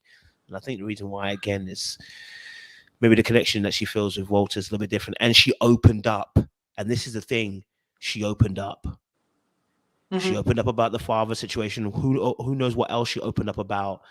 That is going to be so painful to open up and feel like the person doesn't choose you first. That's a feeling of rejection. Do you know what I mean? Yeah. But it's all part of and this is why we've got to get used to sometimes open up about certain things, so that it doesn't become a rejection when someone doesn't want you straight away. You've opened up. You haven't lost anything. You've shared a bit of yourself. That's where it is. You've moved. Yeah. Easy. I guess obviously we've covered Mamin and Walter, Sabrina and Walter as well. To be honest, I don't know, none of these couples are looking really anything righteous to me. Stuff is looking dusty. Nothing. Like dust balls. Just like there's nothing going on. I don't know. I got faith right now in Aisha and Dante, just because he got the 3 kids, she got 3 kids. They those are the top players right now. Yeah, they already made family, and they've made a connection without being physical up until the house. Yeah. So, they've been taking the time to just talk and get to know each other and stuff. And so they actually have a physical attraction on top of it. So it makes it even better. Like you said, Lola, earlier, they had that little banter, that playful kitty banter that you have when you first start courting somebody, and right now it seems good. So, I mean, I'll have hope for them at this point, longest Zadia just don't annihilate the boy next week because, oh Jesus. Yeah, I mean, like I said, they saved the episode. So for now, and I guess that's how the show is. Things they've become the front runners. Nothing else is going on. Like, I'm just curious what happened to her and Frank though. Like that just dropped off. Like I don't know her because even at this trip, he's like my two focuses, Moomin and Sydney, and I'm just like, oh, Aisha not even a focus somewhere. Okay, interesting. yeah, I mean, because she didn't go on any of the dates, and I don't know if I read somewhere that they said she wasn't available for filming. Because I was like, at the end of that episode, I was like, I know Aisha's still on the show. Like I don't see her with anyone. Yeah, because she also had a little something. Yeah, I don't know. Yeah, but we'll see. It looks like she and Dante are heading down to the finish line at this point.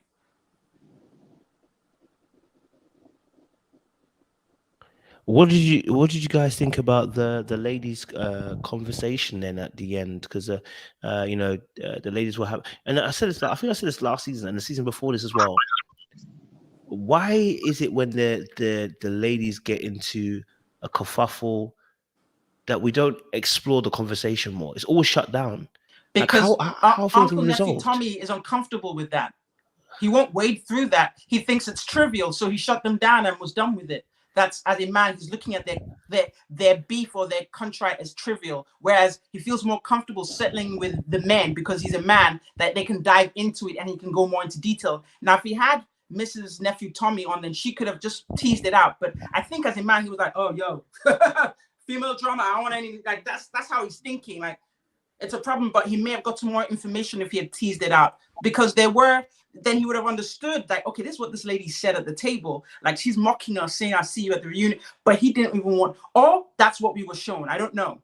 They might have had more dialogue that they just kind of edited out, and then he was finally tired because they were going around in circles. I don't know, but they didn't show us much of it. So it's one of two. Either they did it and, they didn't feel it was, worthy to air, or he was just like, yo, gee, that's not my area of expertise.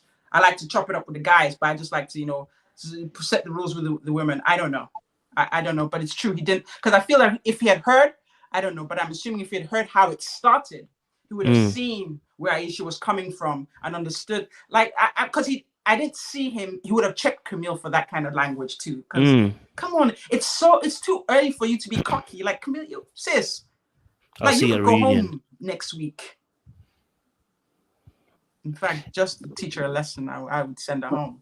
I agree. I think he would definitely checked her too. Sorry, Cole. I think he would check her too because he already checked her for the faces and stuff like that. And he walked into it like, okay, no faces today. So, had it gone on, I don't think it gone on, and he just shut it down for production safety and time and all that. Safety and time. I don't know. But, it got shut down real fast, and it'd have been nice that he went through this conversation with what happened the night before, because he's already got a little bit of it. Well, no, he was gone on that last time. He was gone by the time they started acting out in the deliberation the last time. So he's not seeing any of it. So he needs to be aware of what's going on with his groups.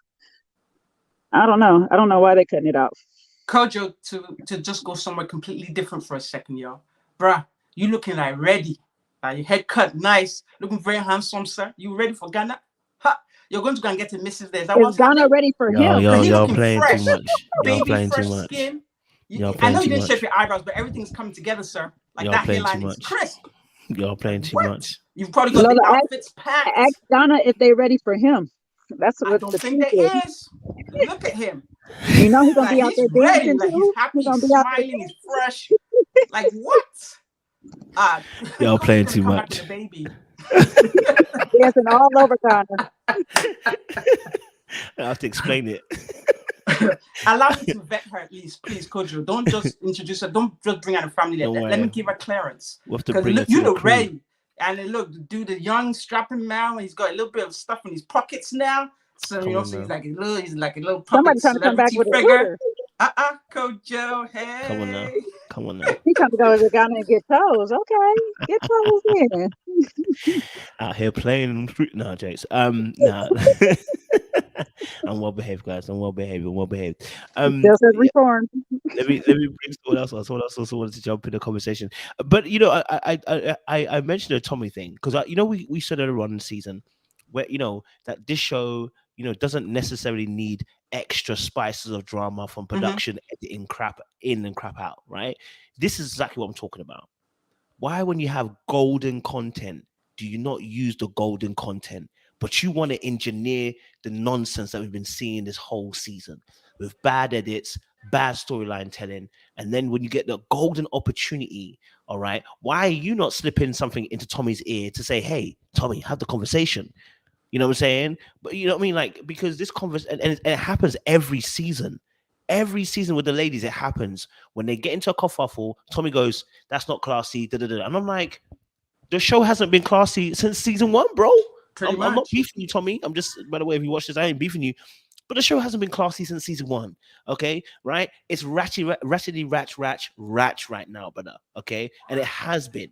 They've always been that way. Okay, so just lean into the conversation and have the conversation and try to decipher and wade through what's going on, so we can get some information, so we can understand where they're coming from, and so that you can also do the job that I believe you're supposed to be doing, which is you're meant to be helping these ladies. At the moment, I don't see help here coming.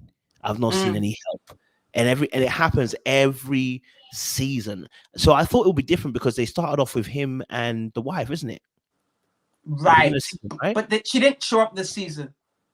Like, she was done. She's like, they didn't give me a check last year. I'm not doing it. I don't know what. Yeah. Because this would have been good if she sat in on this. She would have felt comfortable diving and teasing through it. That's true. That's true. They didn't show her face this season. You're right. No. We need her. It'll be helpful. Wow.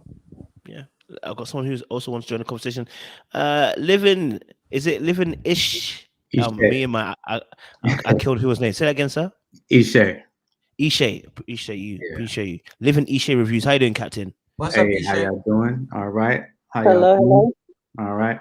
Yeah, I mean, I jumped in late on the conversation, but somebody in the chat was, going back and forth with me about Mumem, and I just think Mumem is one of the nicest. I think she's a real cool chick.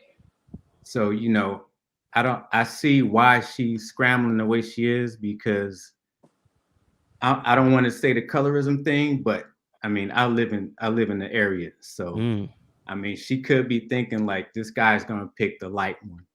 Okay. I hate to be that way, but I'm being real. That's what I think. So she is. If somebody gets her, they're gonna be really happy, because I think she's a really nice, like really cool, pretty. She is one of the nicest ones on the show. So that's a fair point. Yeah, I never considered that. And I don't believe that Uncle Nephew Tommy's wife should be on the show. I mean, she was good on that one episode in Houston. But I don't think she needs to be on the show that much. Why?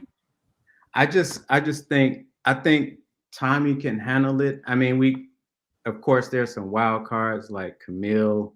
I don't even know why she's still on. Like, why? Because the whole thing, like with her and Cornelius. I mean, like, she should have been gone a while ago.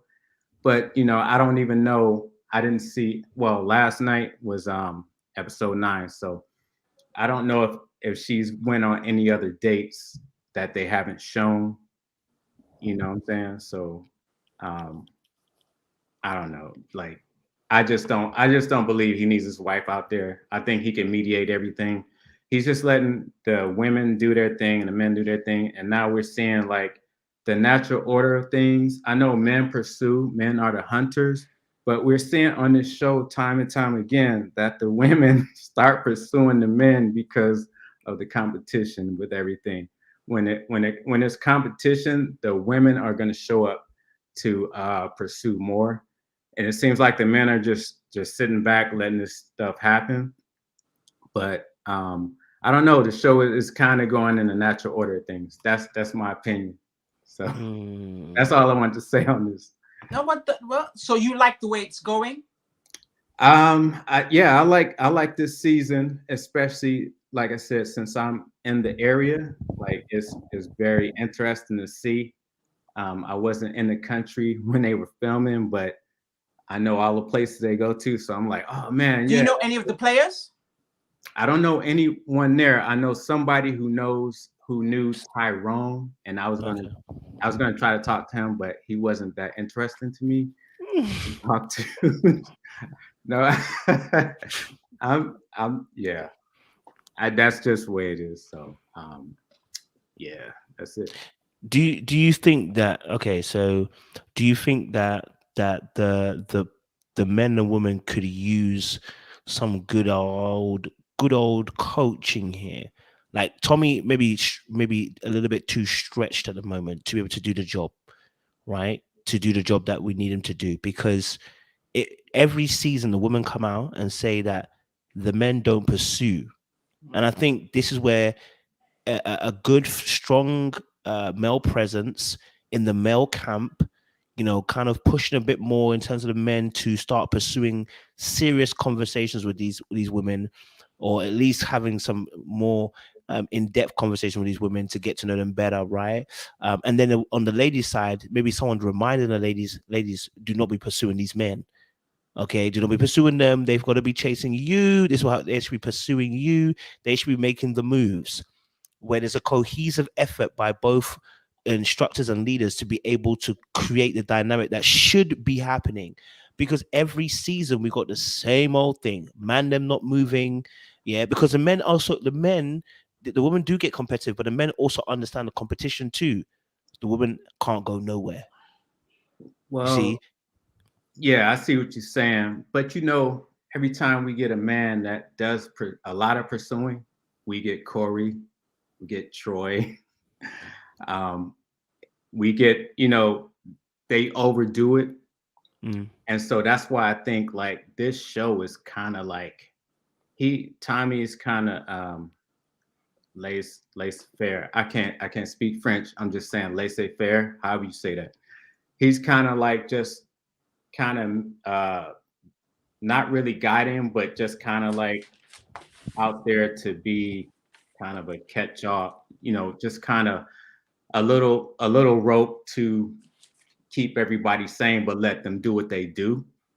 And so now in our regular dating world, yeah, we think the man is supposed to pursue, but we're seeing that like in the 50s, when you had those shows, you would always see like the girl pursuing the guy, like trying to get him to marry her and not that kind of thing. And I think we're seeing that right now. We're not seeing like a lot of guys pursuing, because when it's a situation to do or die, we're seeing the women stepping up and the guys just sitting back, because there's, it seems like they have their choice. And like I said, we got those guys who do all the pursuing and they end up getting cut early, because when you're a hunter, you hunting whatever. You just going for everything you can. And then the girls don't like that. They just want to be pursued by one guy. And we see what happened with Cornelius. Well, no, I can't really say Cornelius, because he didn't really step up on himself. He just let himself be roped and lassoed and tied up. But I just don't think like on this show it could happen in a real way. You know what I'm saying? So I kind of want to jump on what you said. So you mentioned two characters that we can break down: Corey and Troy. Uncle Troy, like their version of pursuing is pursuing gone wild. We know Uncle Troy. We kind of put him into the predator area and left him in a box and left him there. Corey was more just excited, and it wasn't so much him pursuing. It was him using, what do you call it? Paste and copy and paste. Like he was saying the same thing to everyone. So I don't think they had a problem with him, because I thought Corey was cute and he was funny, and he'd trip over his toes. It's like a little puppy that you just got and needs to be house trained. That's what it appeared to be. He seemed harmless. But the thing is, the problem now is it that men no longer know how to pursue because they haven't had to. So now they're in front of a camera and they're just like they're like losing their damn mind. Because I'm of the school of thought that a man should pursue. So it's like if you've been pursuing from like your teens, Like by the time you get to this seasoned age and you're on this show, because the youngest man is in his 30s, by that age, you should be able to adapt because you've been doing it. It's like job interviewing. If you've been interviewing for a job in your teens, by the time you get to your 30s, you sit in a job interview and you're relaxed. You're like, okay, who's this? And do I really want this job? And so that's what I'm seeing, because the theme that's been going on from season to season is these men are not pursuing. Are we now saying that this is the norm? That across the board, a lot of men are being pursued, so they don't know how to pursue anymore. That's what I'm wondering, because Troy, we won't even like we'll put Uncle Troy in a box, but Corey, yeah, like he he got a little confused by the cameras, yeah. But the rest of the guys, per the ladies, have always they're not like even behind the scenes. Because I remember when Sabrina said it. Sabrina said they're not even returning my calls. Like, what is that? Like, what happened to, you go out on a date and she probably texts back, I had a lovely evening, thank you. And he'll text back and all this, but nothing. Or just say, hey, how you doing? And then launch into a it sounds like that's not happening. And that's a shame. Now, why is that? Well, I think Sabrina, in her case, I think she got pursued by two guys, mainly Walter and Sean. Sean was such a weirdo that he just got X'd, and I believe so. But this show, I don't think it's a platform for normal life. You know what I'm saying? Like, when a guy, I think one guy that's pursuing a lot of women on there is Frank. And I think he's not getting a lot of women because he's probably the shortest. I mean, he's maybe like 5'11", 5'10" or whatever. He's not 6 feet. I think most of the guys are over 6 feet. And then you got Frank there, which is a good guy. I mean, he looks masculine, whatever. But I think a lot of the women are, if they like him, if that's the type they're getting, they would go for him. So I don't think he has a lot of area to pursue for those women. So Sabrina, I don't know how tall she is. She looks tall. So she's probably only really looking at the people that she likes. So she's getting Walter. She's got Sean. She's got, I don't know who else she's gotten, but women have their types. They got this thing in their mind of what they want. And any other guy pursuing them, they're not gonna go for it. So she could say, yeah, I didn't get any calls returned. It could have been from the guy she liked, but I don't think she was like saying everybody. I don't know if that was true for everyone she liked. You know what I'm saying? Yeah, I hear you. I mean, and obviously the show is obviously some type of reflection of obviously what we see in society. Life imitating art, they always say, or art imitating life. But then the show is there so that we can reverse that sentiment and put it back in its proper order. So for me, we're 5 seasons in. I'm looking at, let's change it. Let's reduce the women, more men, because men need something to compete with. Equal numbers does not make it for us to compete well, right? We want to show where the men are going to compete. We need a show to be different to what it is outside, right? So yes, outside, men will feel like they are equal numbers or so to the women. There are plenty of them. They won't make a choice, but they'll stay single. Yeah, that's a good idea, like what you're saying, because if there was maybe one less woman, then it would cause the guys to get in the competition. Yes, I think more of a competition. But when it's even and all the guys are pretty much equally yoked, and you got like one or two that's like, he's just average or whatever, then I think you would see more competition. But just making it just making it equal, you're not going to see more guys competing, because I think like when there's like in DC and the surrounding areas, the metro area, it's like it's more women than men. So we kind of feel like we don't really have to compete that much because there's so many women to choose from. Yeah. And most of the women, they have careers, they have good jobs, they make good money, they make 6 figures, you know. And I mean, the guys make it too, but there's just so many to choose from in the area. So that makes sense. That makes sense. Elsie, welcome to the conversation. We're just talking a little bit about the process of the show and talking about maybe there's some changes that could be made. But I wanted to just to tap you in and bring you into the conversation. How you doing today? You right? Hi, everyone. Can y'all hear me okay? Oh, we can. We can. You can. Awesome. Hey, Coach, I want to go to Ghana with you. I haven't been in over 20 years. Jeez. Hey, listen, I'm 20 years in as well, so you're not the only one. Oh, okay. But he has to go alone. He's looking for a wife. Sorry. Can't help you there because I don't know. I know how our people are. If I go, they're going to try and get your husband too. So trust me. But I wanted to touch on a couple of things. The question I think either Kojo or you, Lola, had posed about Uncle Tommy's wife being part of the show to kind of act as a coach for the ladies. I don't think it's a good idea because I didn't see her add anything to the show when she was on it in last season when the ladies were asking her specific questions about how to make a marriage work. And it just seemed like a lot of her answers were very generic and nothing deeper. So I really didn't think she added anything different to the show. I do think the men and the women do need some sort of relationship coach, not Uncle Tommy, Nephew Tommy, or whatever you want to call him. He should just stick with the hosting part, but have a coach for the women and have a coach for the men to help them navigate how to communicate with each other when you're trying to date, because there are different ways that you communicate to people that you are trying to date versus if you're talking to your family members, friends, etc. So there just needs to be some sort of help on both ends. And I think I made a comment about this on one of your analysis, Kojo, perhaps, or maybe you're in my head, perhaps, but season 1, I didn't watch the whole season. I kind of caught like the end of it.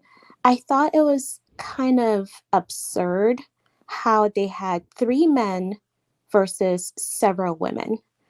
And at first I thought it was absurd, but then I thought, okay, I can kind of see why they would do that because I live in Atlanta now and there are a lot more women than men. So I kind of see how they're trying to maybe replicate what it looks like in the real world.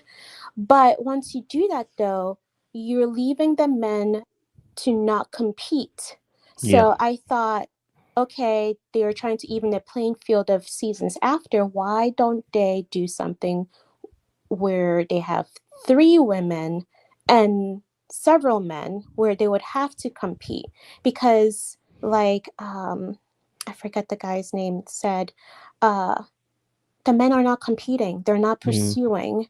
And no, we don't want them to pursue like Troy or Corey. That's not how you pursue a woman that you're interested in. Showing genuine interest and actually making effort is what we're trying to have these men do. But we're not really seeing that because I feel like a lot of the ladies are taking on that role. And I don't want to say they're not allowing the men, but I think it's almost like the men aren't doing it, so they feel like they have to. But that's just from my point of view. I like that point of view. Good points there. Yeah, I'm definitely hearing that. I think relationship coach on either side would be good. Maybe Nephew Tommy just becoming like, when they go to the lounge, that's them just saying their end results, and he does that part. And then they actually have relationship coaches that do the work in between that, And I would love to see it on the screen, but even if it's not on the screen, can we get it in the background? Can we get in the background? You know what I mean? Let's get something to help these ladies and these men actually be ready to love. Because right now, I don't feel like we're doing ready to love. You know what I'm saying? Right. Valencia, welcome to the conversation. Thank you, Elsie. Valencia, welcome to the conversation. I don't know if you've heard the conversation so far. We were just talking a little bit about the show and maybe some improvements that they could be making and some stuff that maybe could be added. You're free to obviously contribute towards that, or if you have some other contributions about the episode, please let us know as well. Okay, pretty cool. Hey guys, good evening. Evening. So I watched the show, and so it was a few things that I was thinking about, and so I had to take notes so I wouldn't forget. So the one thing I want to touch on, of course, Camille's immaturity. It is just too much. Her immaturity for her age is bothersome and is worrisome to me because she's a teacher. And if I'm right, I think she teaches young children, right? Like kindergarten, first grade, like she's teaching elementary school. It bothers me that she has this level of immaturity at her age and she has so much influence over other people's children. That part really got to me. Zadia, I feel like Zadia, her coming on the show, she definitely wasn't ready for love. She has a lot, she's holding something back. Like she have this wall, this border up that makes anything that anyone says, she wants to be combative and she's defensive automatically. Not because she's aggressive, not because she's a mean girl. It's like she's trying to protect herself from something.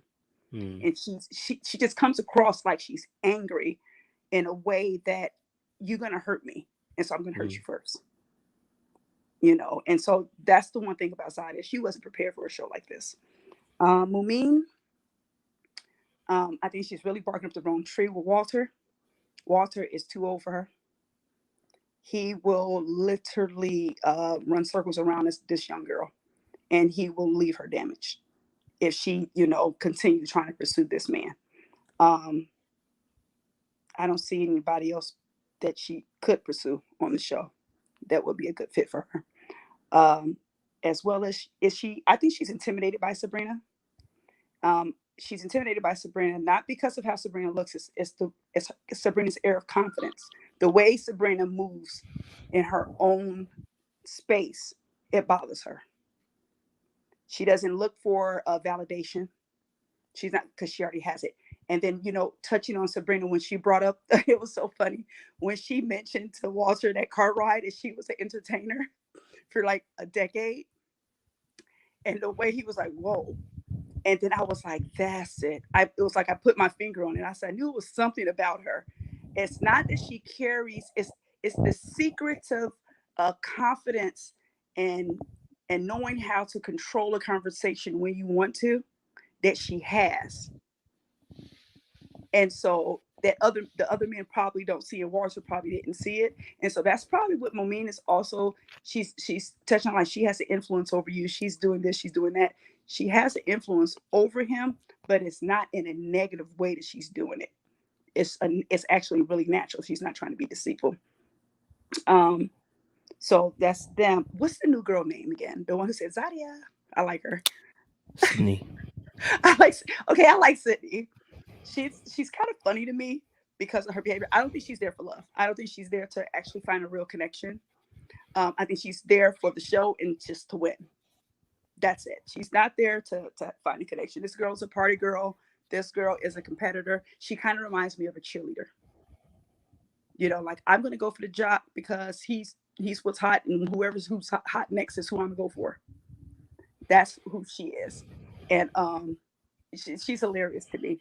But I think, Lola, you were saying something about her earlier, and it brought something to my head about the way that she's moving in this game. I want to add to that. She's definitely playing the game correctly.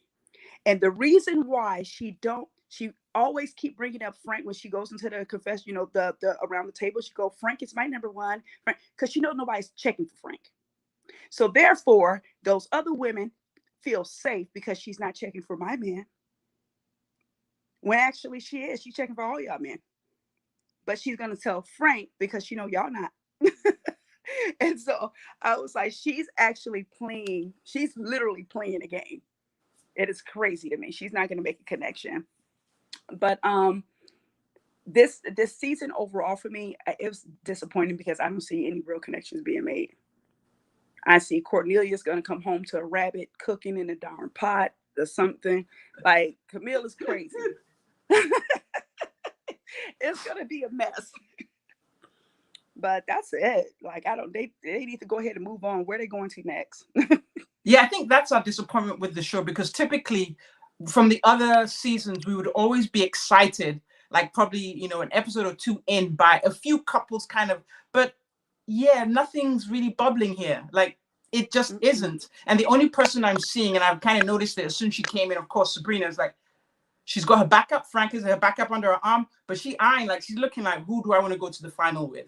She's playing a great game, and she understands it. And that's what I wonder is like, when a lot of the females come onto the show, or a lot of the women, let's say, when a lot of the women come onto the show, do they ever look at how past people played? Then I think if they did that, they wouldn't be so caught up. Like, for example, Moomin, I've said I like Moomin, but it's like, has she looked at how the game is played? Like, she's definitely caught in her feelings.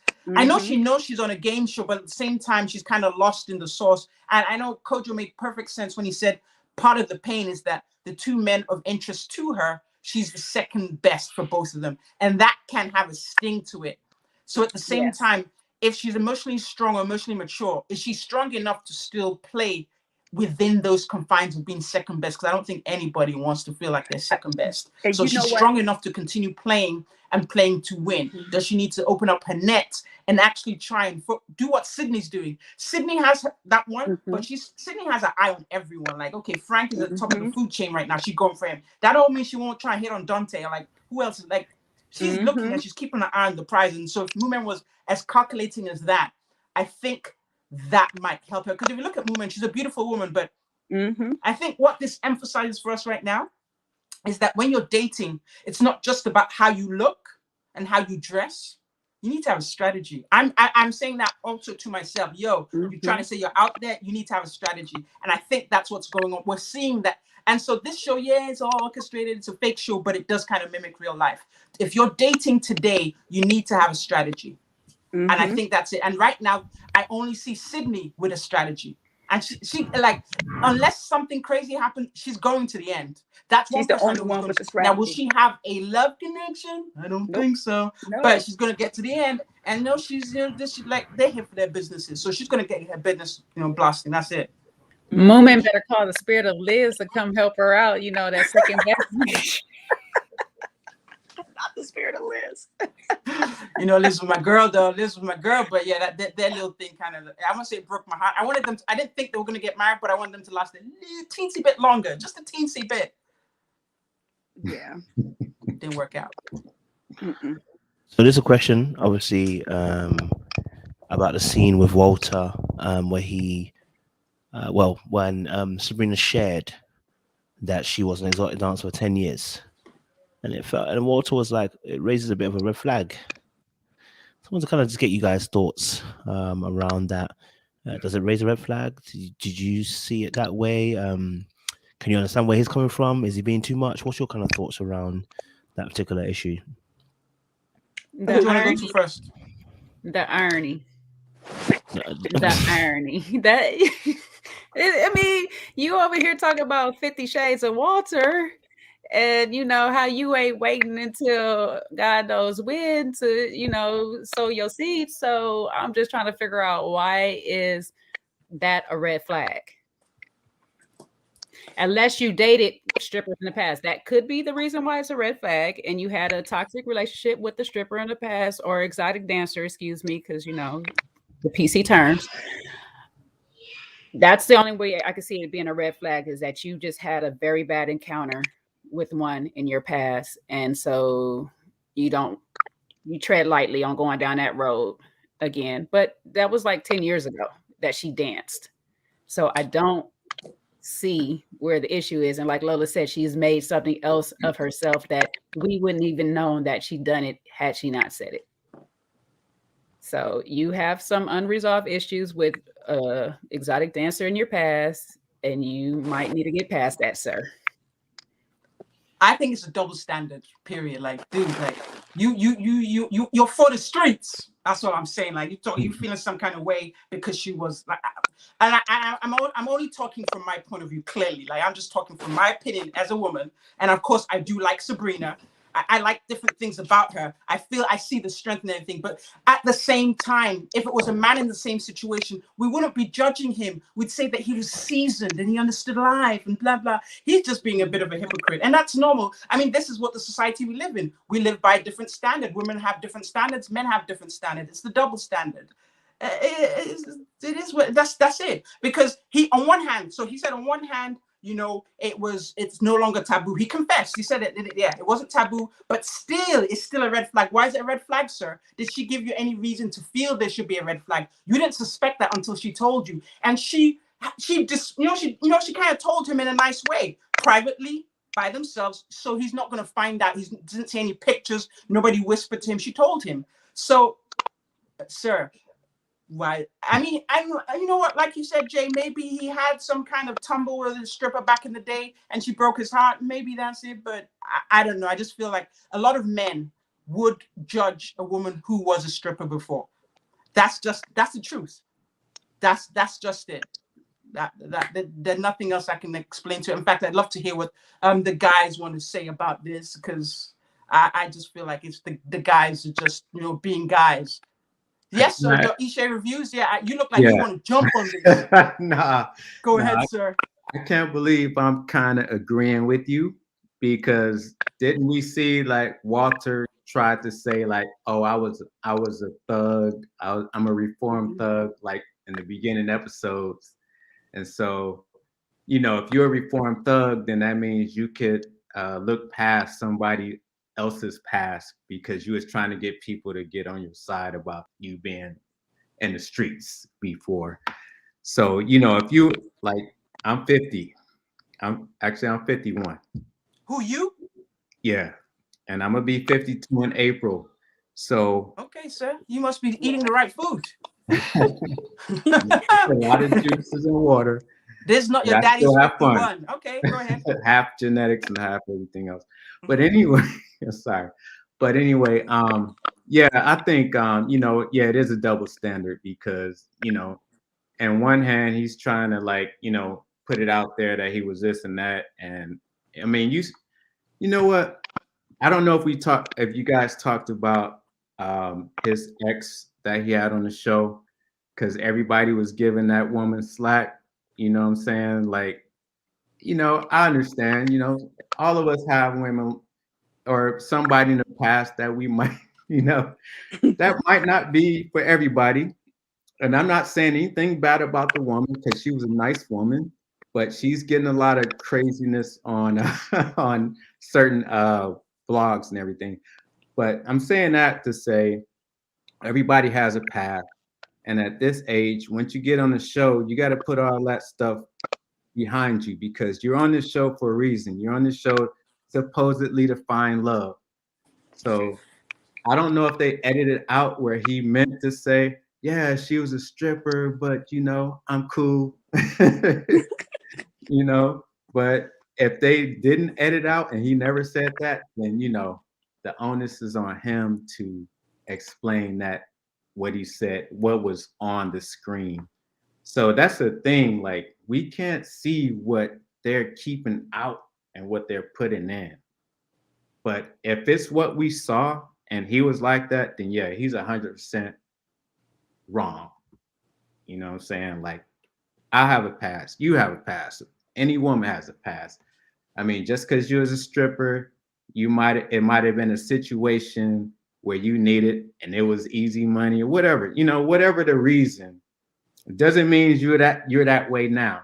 And I mean, but anyway, some strippers are cool. And on one hand, they might be a really cool person that will get you, that will get men, you know what I'm saying? So, I don't know. He might have been just self-righteous to say that. Patriarchy. That's it.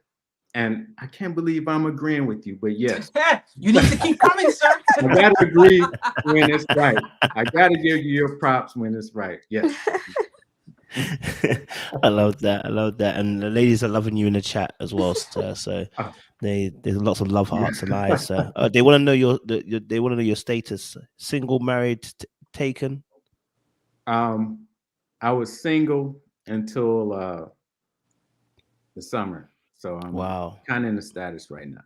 Okay. Look at all the broken hearts in the chat. The broken hearts, man. They was thinking. Where was y'all at before? Now I'm just joking. But, it gets like that.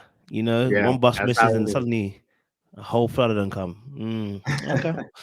But no. I mean, I think Walter has. I would say from two perspectives.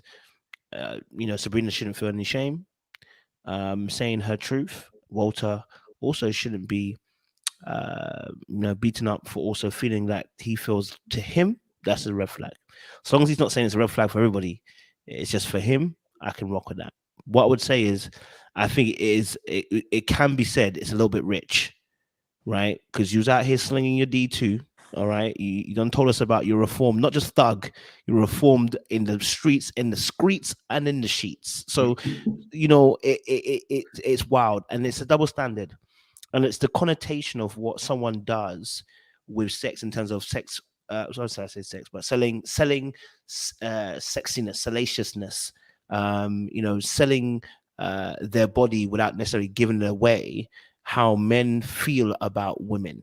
And this is why it goes back to a whole conversation about men pursuing women, because the reason why men feel a type of way, not all men, but why some men feel a type of way about a woman being a stripper in her past, is simply because of how men see women. We see them as we protect them, we provide for them, we serve, right? And therefore, when they're underneath our guidance, that is not something that we want to see them happen, right? So when you meet a woman who has gone through that, you're like, bruh, that's not for me. I mean, that's not my kind of chick that I would necessarily want to date. And because obviously, like I said, the heavy negative connotations around exotic dancing, stripping, if you want to call it that, whichever you choose to call it, people make very heavy judgments. Do you know what I'm saying? Right?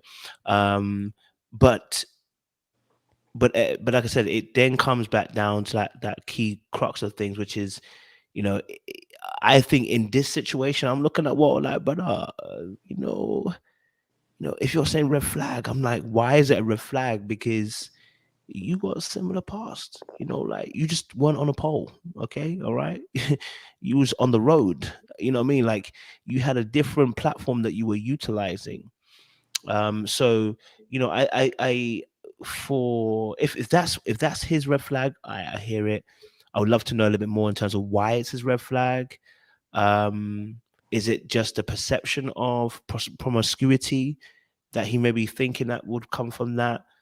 I know she did say 10 years as well. 10 years is quite a long time in the game, baby. I mean, she was solid in that place, bro. She didn't do 1 or 2. She says 10, a decade.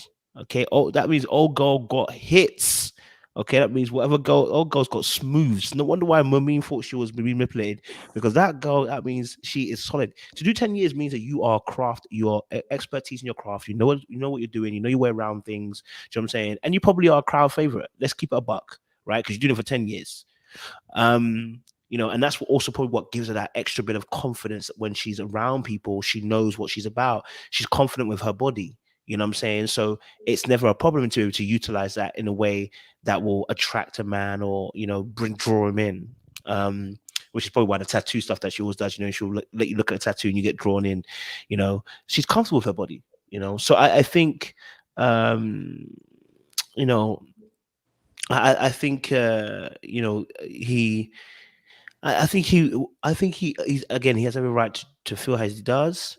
He might want to dig a little bit deeper in terms of what is the real reason that he sees as a red flag, especially, I'm going to end on this as a Bible verse which says, those who have been forgiven of much love much. Sir, you've been forgiven of much.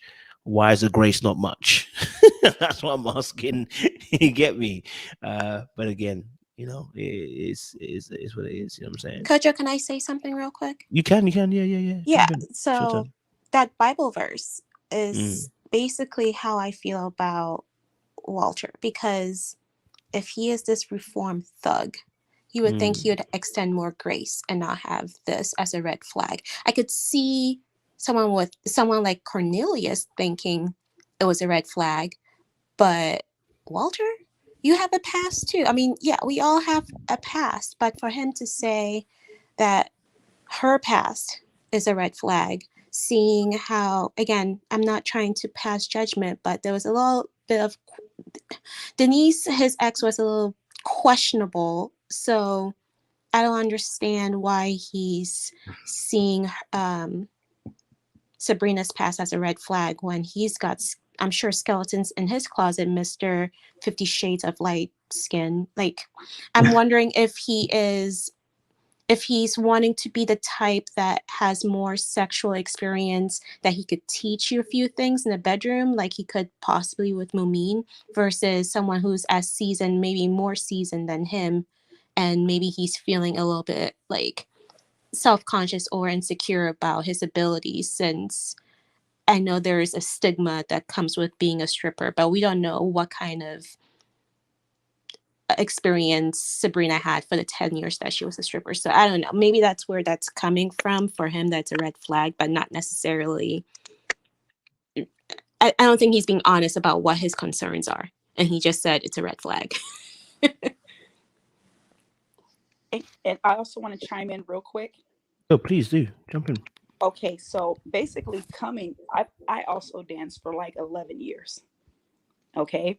And I raised children. I raised all 5 of my children on my own with those entertainment checks and cash and, things like that. But I think men get the wrong idea about entertainers in general, because they think of entertainment, they think of something sexual. I've dated men who were very disappointed because they thought that I would be more sexual than what I was. Mm. It was like, well, because they knew I was an entertainer, they had this thought in their mind that, well, most entertainers are this way, or that's what you think. But no, we're not. It was like, for me, it was a job. When I left it, when I walked out the door, that stayed there. And I went home and I was back to me. So the stage name, all that, the stage, the pole, and all that nonsense stayed inside the club, and I went home and I continued my life. And so and it's so sad because this is not it's not just men that think that way. Women do too, who don't know the ins and out of that industry. They'll just think that this is just what it is. And so his red flags was like, at least what she did was legal. You said you're a reformed thug. Totally two different things. So, I was just like really wondering where that was coming from with him, where he was going. And so that also made me judge and go, is he really here for love or not? I agree with Valencia. It's like once you get to a certain age, I mean, once you're like over 40 something, you're like, you shouldn't judge. I mean, like I said, past is a past. Like everybody has a past. There were situations where you had to do something that wasn't, the norm, but I mean, it doesn't change a good person to a bad person. You know what I'm saying? Like, I don't know. Yeah, I was cool. I was like, Walter is cool. I was like, him and Dante, his twin, they were the cool dudes, but then they the ones like the most judging, and they got the most, crazy shit in their past. Sorry about that. I'm cussing, but you know what I'm saying? Like, they got a lot of shit in their, sorry. They got a lot of stuff in their past, and they're judging like these women. Like when you're over 40, man, come on. Over 40, like you should be able to handle anything, as a man. So. Coach, can I drop in? You can indeed. Go for it. What's up, David? Hey. Shout out my people. Hey, Kojo, good background in the back. I hope you're cooking some good food there. David, he's going to Ghana tomorrow. He said so. You see, he has his muscles out. He did a haircut. He got a face, clean look. Everything. Look at him. Flex. He got the aloha shorts on. Yeah. He's really trying to. What's that? Thirst trap this evening. Go ahead, sir. Sorry, David. I'm interrupting you. And just give them that, maybe it's the Hackney or whichever accent you've got. Just give them that one so that all those Ghanaian girls, they're like, ooh, Charlie.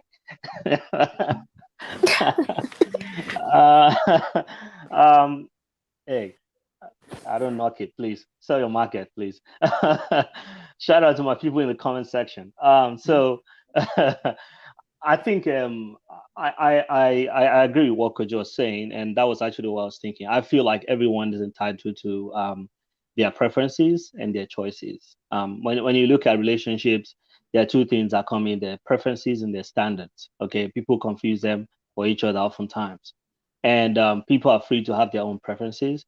Like the comment that is on the screen right now, some people can't deal with that. And I personally don't knock it, like, I mean, you can say, yeah, I'm fine. Everyone has a past, and I understand that. But how would you feel if you walk up to your guy in the bar and then he tells you that, oh, you're with that girl, I seen that this, and you know how guys often sell stories, especially if they're immature.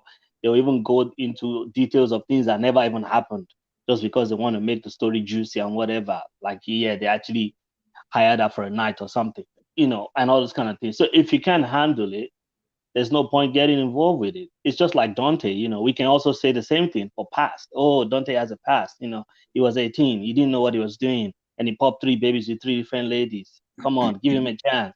No. If you can't take it, don't take it, and then start the journey. And then in the middle of the journey, you're like, well, do I know what you were doing? Blah, blah, blah, blah, blah. And then it comes out. And then she's more hurt because she has opened up to you fully, feeling like you've accepted her for who she is, and that's why you've chosen to be with her. So I'm saying, so if you're not fine with it, don't be with her. But the point I really even wanted to focus on was, I don't know, I feel somehow about her talking about it at this time, and I don't know if you guys feel the same way, because I feel like, number one, from a strategic point of view, it's not smart. You're still in the vetting stage. He's got Moment and he's got you. Why do you feel the need to put that information out now when he hasn't outrightly chosen you? You guys are still on the show. You guys are still on the process. He's still vetting you in between you and someone else. Why do you feel the need to spill such an information now? I feel like it's too sort of it's too quick. If you guys make it to the end of the show, he chooses you. The choosing of you is not, we're going to the altar tomorrow. It's just, I choose to date you. I choose to invest in knowing you. And then you can say, okay, now you've chosen me. This is who I am. This is my past. Are you cool with that or not? The point of bringing it up now, to me, I feel is too early in the whole conversation to bring that up. Of course, I'm up for, openness and what have you, but I just feel like timing is everything. I don't feel like it was necessary for her to bring that conversation up at that time. And then also on another end, I feel like it's possible that conversation, from the way I looked at it, my little dabble in editing, a little bit of it feels like there was more to that conversation, and we just kind of saw like a chop in between. So I feel like maybe that conversation might have gone to another direction that we did not hear the rest of. So it might not necessarily be that he's judging her, whatever, and all those kind of things. It just be like they had the whole conversation, because at the end of the whole conversation, it was just like, okay, that's fine, and what have you, and then his one-on-one camera discussion was like, oh, there's some red flag there or whatever, and whatever. But I just feel like there might be more to the conversation apart from that. But I don't know, do you guys feel like it was the right timing to bring that up? Would you bring that up when you're still in that phase, when you're... I mean, I see your point, but the thing is, with being a dancer, there is a whole kind of thing around it. So it's two things. On one end, I'm not ashamed. This is what I did. That's what I used to do. But this is what I do now. Why should I have to hide it? And she's probably dealt with men who have judged her in the past. So let's get this over and done with. Know right now, are we going anywhere or not? I don't want to get into you and like you and feel like he chose me. And then finally I tell you, and then you start kind of skirting back. That could be that end. But I feel like... Huh? Okay, go ahead. But sorry. The other part too is, it's like, why not? Like, why do I have to hold on to it? Like, it's part of, it's like when you meet someone, I'm not telling you about my sex life or this or that. You meet someone as an adult. They're both in their 40s. You go quickly into what you do, who you are. That's a part of who she is. So it's like, if you don't attach, I understand how he might feel about it, but if you don't attach the shame to it, I used to do this, and I think it's all in how you say it. If she's saying it and she's not ashamed, then it's on him. But you feel that energy. Now, if someone's telling you something and they can feel your shame, they might react to that. But she's saying it, and I don't know how the conversation started. I hear what you're saying, that she should have waited, but maybe not. Because right now, that's her only connection. The other dude's gone home, Sean. So she's only hooking up with, it's only Walter right now. So if he doesn't, let me know the things I want to know now. Do we have something or don't we? Let's not waste time. Like, what's up? Like, she's not here to play the games. Like, do we have something? Is this going to be a problem? Because she's 45, so she's probably been through this a couple times. And I guess because I'm a woman and I haven't even been a dancer, I'd love to talk to Valencia and just kind of find out how people have reacted to that story in the past. But to me, it's like, it simply, to me, signifies someone who has strength. Because from what I've seen, it is an industry that requires a lot of inner strength to survive. And 10 years of surviving, and she's come out and made it. It's like, if she didn't tell you that's what she did, you wouldn't be able to say that, oh, that's what I did. So I'm okay with the timing, actually. And she said it privately during a car ride. It was and like you said, we don't know what transpired prior to her revealing it. Like, they probably had a conversation, she felt comfortable, and she just kind of told him. And it may have occurred. I feel like it would have occurred organically, because you don't just blurt out, oh, by the way, I was a stripper. So they must have talked about their past. And then she talked, he talked, and then said, oh, I have something to tell you, by the way. And then he's looking like, oh, damn, what's going on? Well, she has somebody under the trunk. And then she says, I used to be a stripper. I think that was the fact that the only thing that wouldn't have been good is she didn't do it privately. I like the fact that it was just the two of them and they talked. So it's on him. Like, if he doesn't want her, that's on him. I hear what you're saying about the timing, but yeah, but then I'm a woman. So that's how I feel. Like, I don't know how the guys feel about that. But for me as a woman, like, he needs just know me. And at a certain age too, like if you're in your 20s, you have the energy to play games.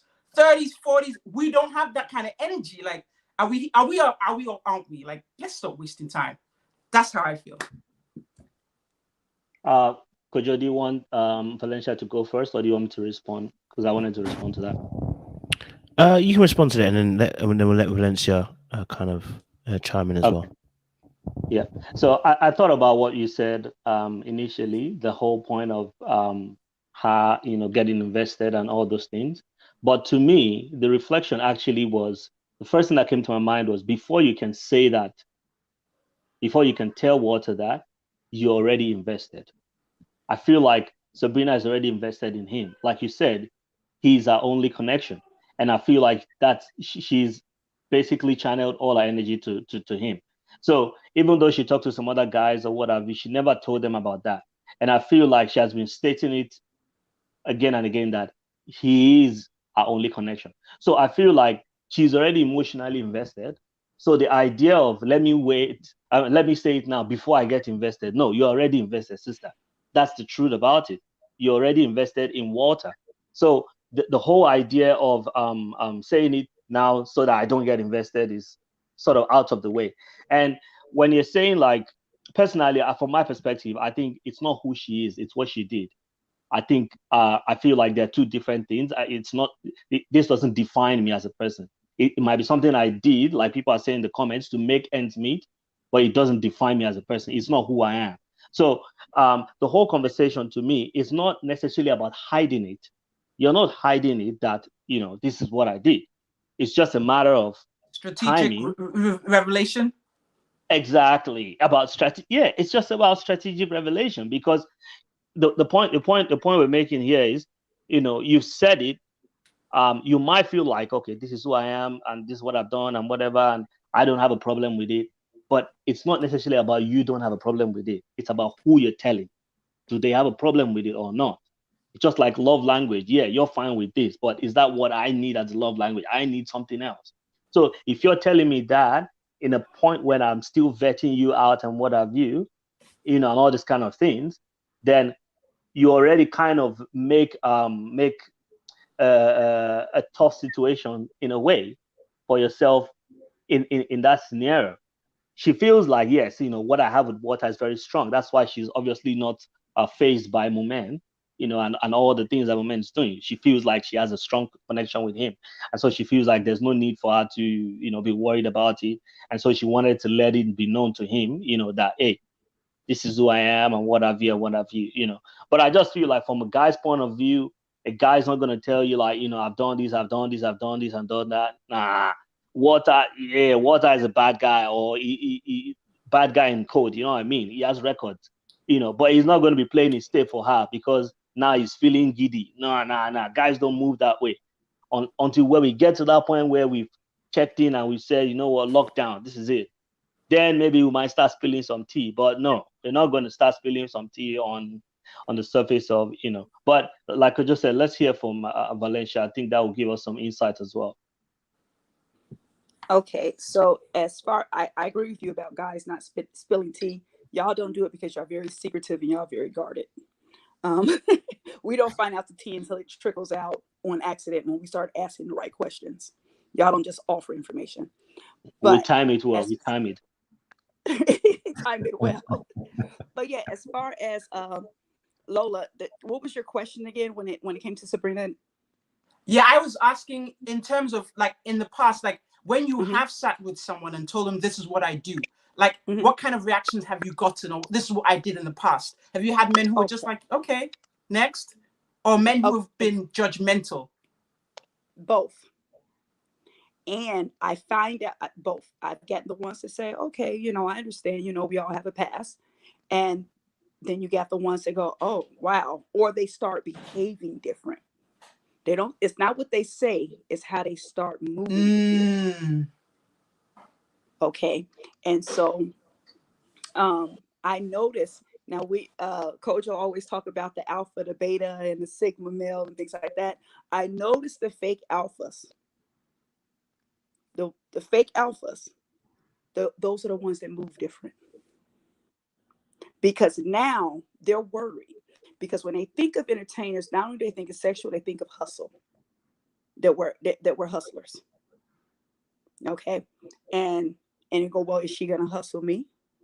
Well, before she hustle me, let me see what I can get out of the deal first. Now that I know that this is what, so they'll try to tap into whatever vulnerability is there. And they'll try to use that. And so, oh yeah, I've dealt with, you know, both sides of the coin. And so the ones that are just like, okay, cool, what's next?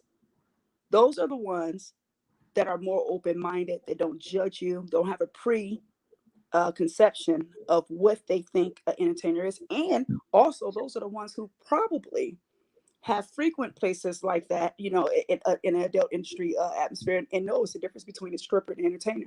I make most of my money with my clothes on, and I don't even know a pole trick. 11 years, don't even know how to spin around pole. Not one, not even with the one leg. But I do know how to hold a conversation. You know what I mean? And so I led with intellect, not with my body. Fascinating. And so when the men who meet me and think that it's a sexual thing, they're shocked. Oh my God, I thought you would be more like this. They're totally taken off guard because they have a preconception of who they thought I was and who I really am. And so, yeah, I meet both. And it used to be very upsetting, but then at the same time, I was just kind of like, once I see that shift change, or as soon as I see the behavior change, I cut it off. Now, see, that's the thing though. Okay, so here's the thing with also Sabrina. Can we touch on that too? Because see, also in that industry can make you kind of cold. And it can make, literally, I had to walk away because it was making me cold. And not really building relationships or allowing relationships to flourish where they could, because you've seen so many personalities walk in and out that door. Some are very kind, some are smart, some are married to beautiful women, just all kind of different personalities coming in and out that door. So you're looking at these different men and you're going, why are you here? If you have everything is perfect, you got money, you got a beautiful wife, you this, that, but you're here. Yet you're sitting in my face. So I literally had to remove myself. So when Walter said he had the red flag, well, hell, we as entertainers or former entertainers have red flags too, because we've seen you. We've seen a whole bunch of you. You know? So what makes you different? But it gets a little bit more sticky. So yeah, I think she's absolutely ready to love, and I think she's ready to give it to Walter if he's willing to have her as she is, because I'm sure she has some time since she entertained. But I'm gonna tell you something: you literally have to stop entertaining cold turkey, and you have to go by yourself and get a clear mind. It's like a detox, so you don't resent or harbor negative energy about men, because you've seen so many walk through the door. Okay. Thank you. Just Just a question, Valencia.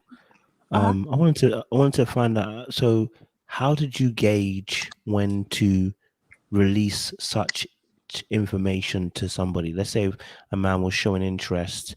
How were you able to gauge when was the right time to release that information? You know what? Normally I don't gauge it. I just kind of do it. I'm a very blunt and candid person because I feel like everything in my life I've done for a reason. I don't really have anything that I'm embarrassed about. And so the same way that I can say, hey, I baked some cookies today. Yeah, I used to be a dancer. It just kind of came out, the same way as air. It was because I didn't have any shame for it. And so the same way that they would behave, some men would behave on wow, you were entertaining. Some of them surprised, but wow, you were an entertainer before. I can't tell because all they see is mother. They see I've been called a drill sergeant. I've been called a lot of things like very stern, but they would never have first saw entertainer because I don't lead with that. And so when I say it, they'll go, wow, like that was a different side of you I didn't know was there. But at the same time, I never really picked the timing. I just did it whenever the conversation just struck about just different things. If we're talking about what we're doing in the past, or if I was entertaining at that present, I would just mention it. What do I do? I got to go to work. What do you do? Oh, I'm about to go dance. It was just like breathing until I didn't want to breathe that air no more.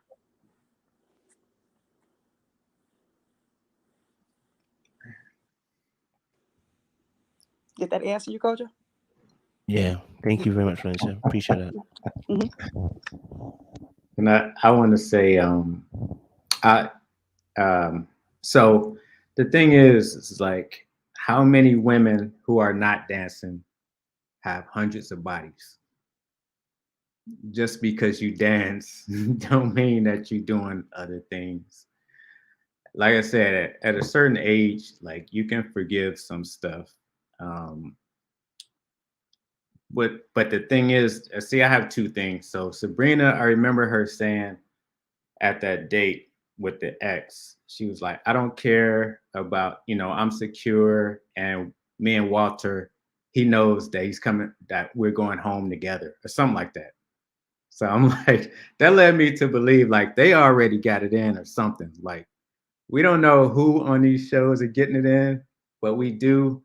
Like, I'm sure people are doing whatever, whatever their attraction leads them to. So, like I said, I mean, being a dancer sometimes, I know dancers, and I know like some of them do it because it was easy and they're pretty and they got, they got the aesthetic that will allow them to make money. And like I said, you don't know what anybody's doing. I mean, just because they're a professional. Now, if they said they're a stomp down hoe, like a stomp down like prostitute, then okay, you would have some worry about that. If they said, yeah, I just retired. I was a prostitute for like, I don't know, since 1991 or whatever. But, dancing in a club and she's on this show, I'm sure, she's on a national show.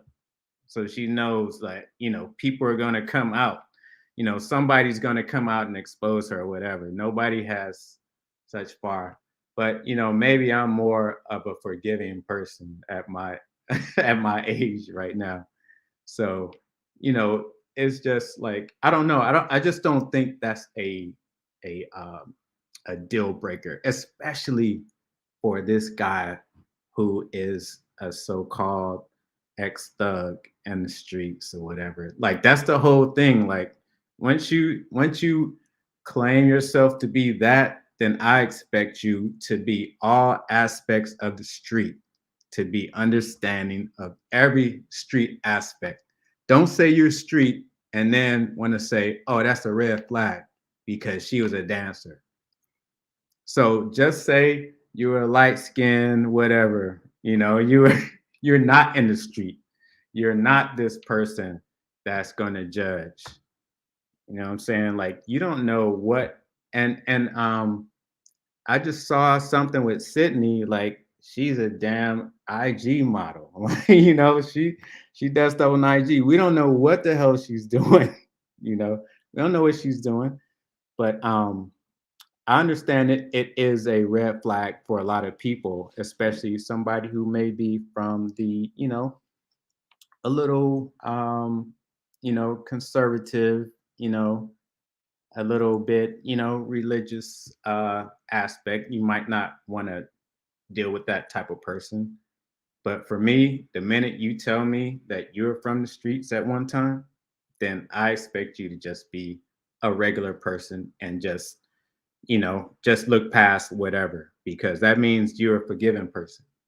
I mean, doesn't the Bible tell you to forgive? You know, didn't Jesus hang out with Mary Magdalene and all that stuff? You know, all that type of stuff. I don't want to get into that, but I'm just saying, you know. So I just don't see it as an issue. You know what I'm saying? Like, as far as I'm concerned, Sabrina was real honest, and I respect that for being honest. If you tell me like you used to dance, I'm like, oh damn, she didn't even have to tell me that. I'd rather you tell me now than to me investing energy and resources in you, and then if it's not something I'm into, and you told me you were a dancer, and I'm like, fuck, I mean, dang, you know. So I respect honesty, and I don't know. I mean, timing is timing, but you know, I'm sure she's not gonna get on the show and say, "Yeah, I was a dancer." But when she said she's in the fashion industry and she's got, my thing is, you got a lot of tattoos. I know something is in your past. I'm not saying like tattoos are a bad thing, but I'm just saying like you got so many tattoos like that. I know like you're not like, you know, Miss, you know, prim and proper, you know, never really innocent or whatever. So that's my thing on that. You know. Appreciate it, Cap. Came to a good pause there because you was about to go off the cliff. I know where you was going, bro. You was about to roll it back. You had to bring that roll. I was looking at you. My eye was like, bro, you about to jump off the cliff? No parachute. Come back, sir. I wanted to help you out. We were all looking at him like, bruh, where you going? Really bad. Yeah, I'm trying to be non-judgmental. I'm trying to be like, I understand, bro. Oh, we get it. You're good. No, but yeah.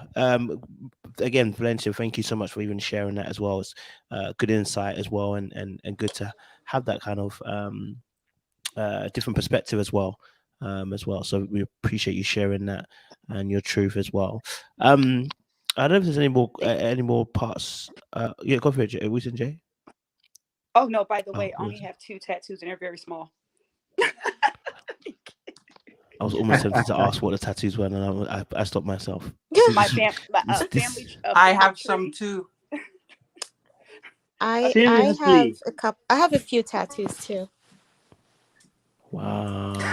We all have. Okay, we all got them. The thing. I'm just wow. Some people don't wow us, David. Don't wow us. Okay? David, are you judging me, David? I feel real judged. I'm judging that righteous judgment. My dad always knew I was different. Matter of fact, anybody that doesn't have tattoos, I judge you. Okay? Wow. Oh Lord. No, just kidding.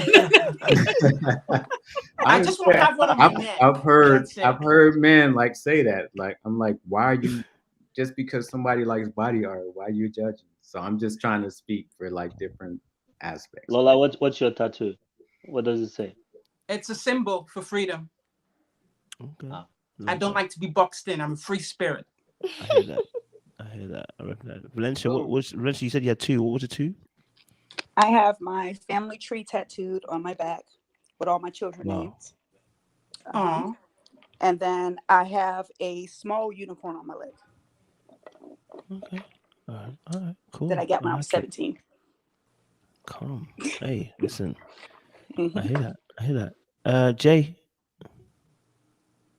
Yes. How can I help you? Really? We're asking why. We're asking. You said you got a tattoo, so we're trying to hear what the tattoos are. We already know it's wrong. Yeah, they're not. What? Excuse me? I am a What baby. Don't let him get at you. Don't let him get at you. Don't let him go at you. Don't fall for it, Jay. I have a basketball with my initials. I have a drink of symbols.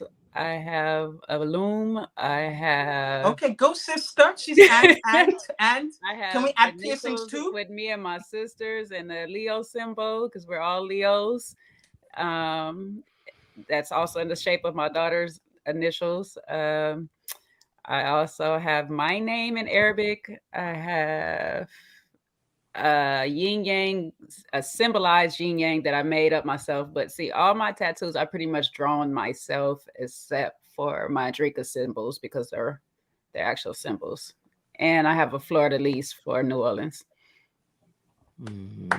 Nice. That's good. I thought Kojo was going to ask for the locations, but yeah, I guess they're all in politically correct, citable. Hallelujah. Father, we thank you. Praise God. Praise Jesus. We thank you. I mean, Aisha has a lot of tattoos, and she seems like a nice person. But I don't want y'all to think that I'm not saying. No, we're messing with you. Look at she. Don't dig a bigger hole. This is Easy she. to fall off the cliff, so we didn't say that. Don't worry, bro. I'm done with You the know what you tattoos. meant. Don't worry. You don't need to add any more. Kojo, do you have any marks on you? I do not. All those muscles. What was the scratches? What was the scratches on your back the other day? Listen, do you know what? It's mad. I wake How up she with. see his back? Ask. Let's see. How she see your back, sir? Huh? How she see your back?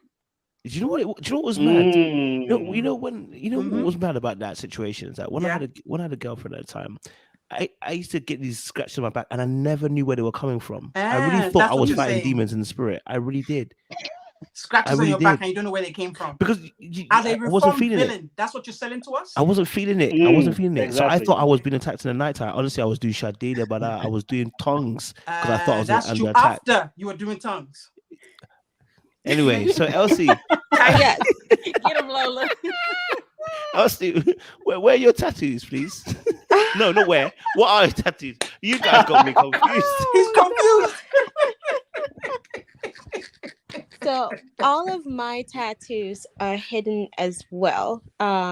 Actually, like a few of my friends that I've had friendships with for over 10 years didn't even realize I had tattoos till I wore a specific shirt that they saw. But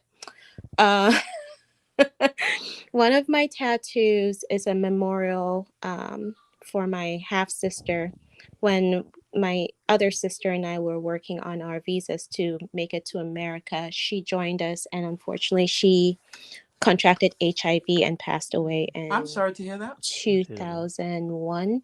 So I got a tattoo to memorialize her. Another tattoo I got when I went on a trip to Paris, and I spent about 10 hours in the Louvre. And I took a picture of the Louvre, a structure called Winged Victory. And I just wanted that on my body to remember what a good time I had on my first solo trip after a bad breakup. And then the very first tattoo I got, it's on my back. It's probably the biggest tattoo I also have.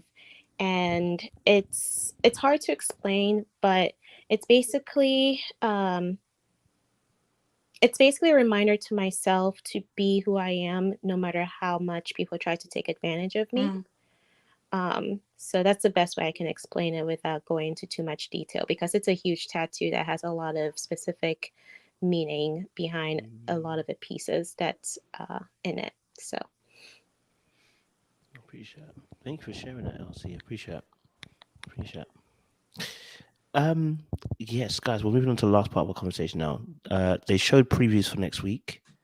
I don't know if you guys saw it. Did you guys see the previews for next week? Did you see the previews for next week? Just give another head. Just give another head if you did. Yeah. Okay. Fantastic. Yes. Good. So we're going to talk a little bit about the preview for next week. We saw two main big things happen. Sydney collected Phil's soul, and Zadja was about to steal Dante's soul as well by throwing him off the balcony.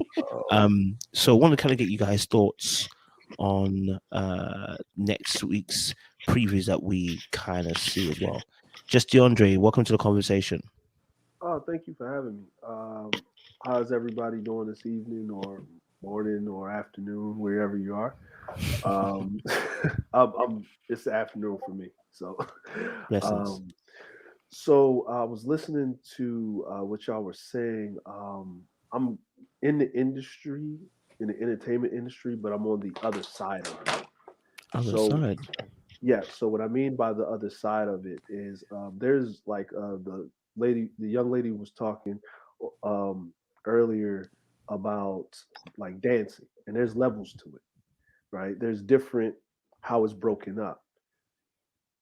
When you get to a certain level of dancing or entertainment, and you make a certain amount of money, there's what we call the iron ceiling. And the iron ceiling is there's certain things that you have to do to make a certain amount of money. This is a known thing.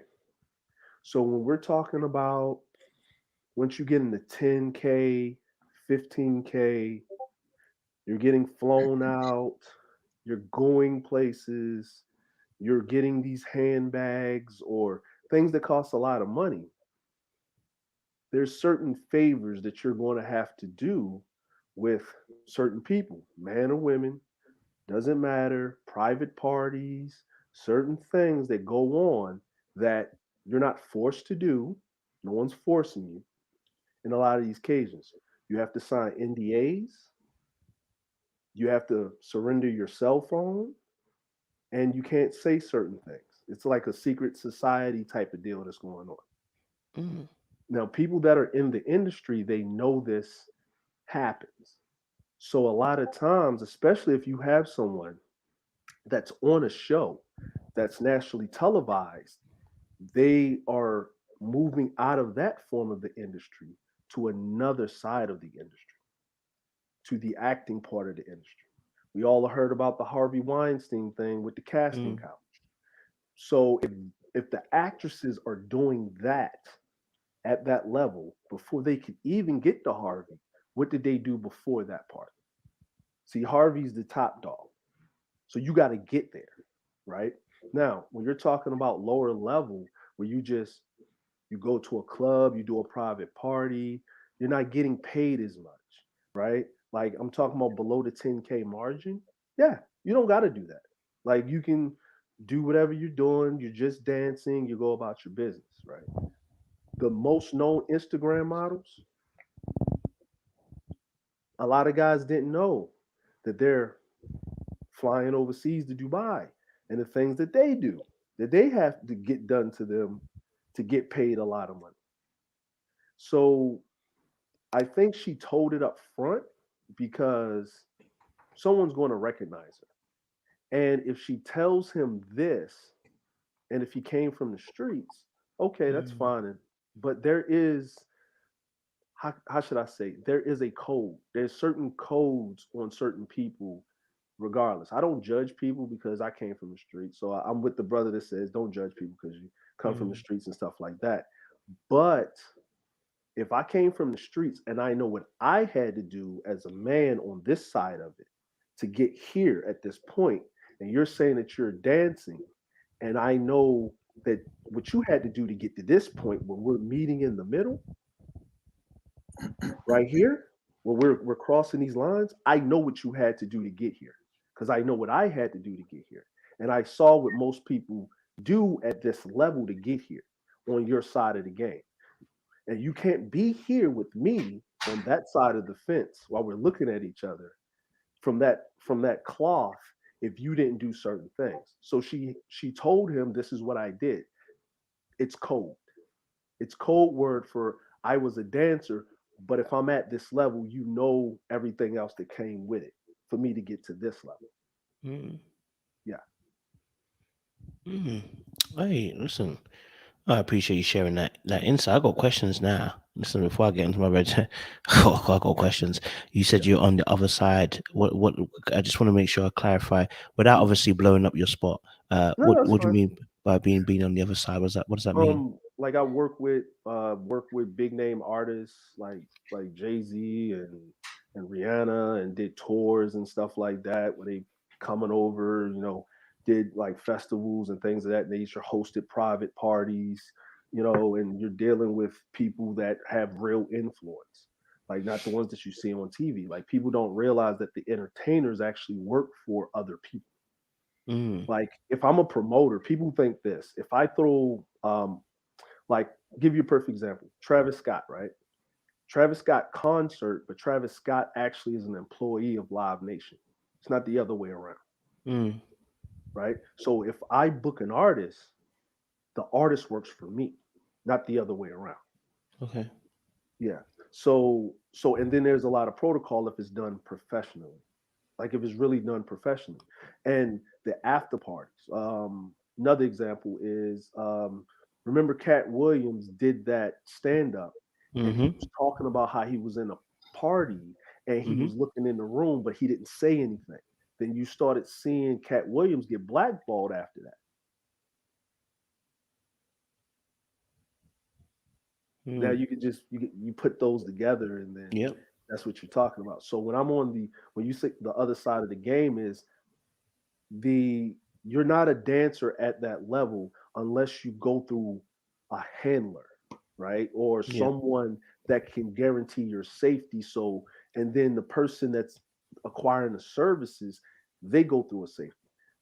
Jamie Foxx is a handler. He's like the keeper of the secrets. He's the replacement for Hugh Hefner. That's how it works. When they talk about gatekeepers, when they talk about certain things, Jeffrey Epstein did this. He did it on some other crazy stuff. But like I said, that's where I'm on the side of the game where entertainment goes down a rabbit hole of different avenues. So so I'm on the business side, but the more, how should I say it, the more transactional side of it, where I see where it is to keep. It's like escrow almost. That's the best way to put it. No, I appreciate you sharing that, man. It's good to have a bit more understanding of this topic. You know, I know some people are like, "Oh, it's ready to love life, it's ready to love life." Listen, when you get information, this is how you soak it in. Sometimes you get some information that you need to take it in and take it while you can. You feel me? I mean, but let me just say this, bro. Let me pray for you first, because, bro, you're releasing some information I don't want anything to happen to you. This is all jokes aside. You know what I mean? No, that's fine. That's All fine. jokes I aside. know. No. I know like what information to release, and I know like what to say, what not to say. NDAs are signed. I'm pretty much good with it, but a lot of times there's a difference between how wealthy people and people that are affluent and have status live their lives, and how we as the general public see the world, right? And what I say is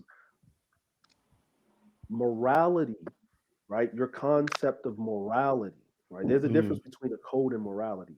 Morality is pushed on the weak in power because the strong don't operate by morality that you operate by.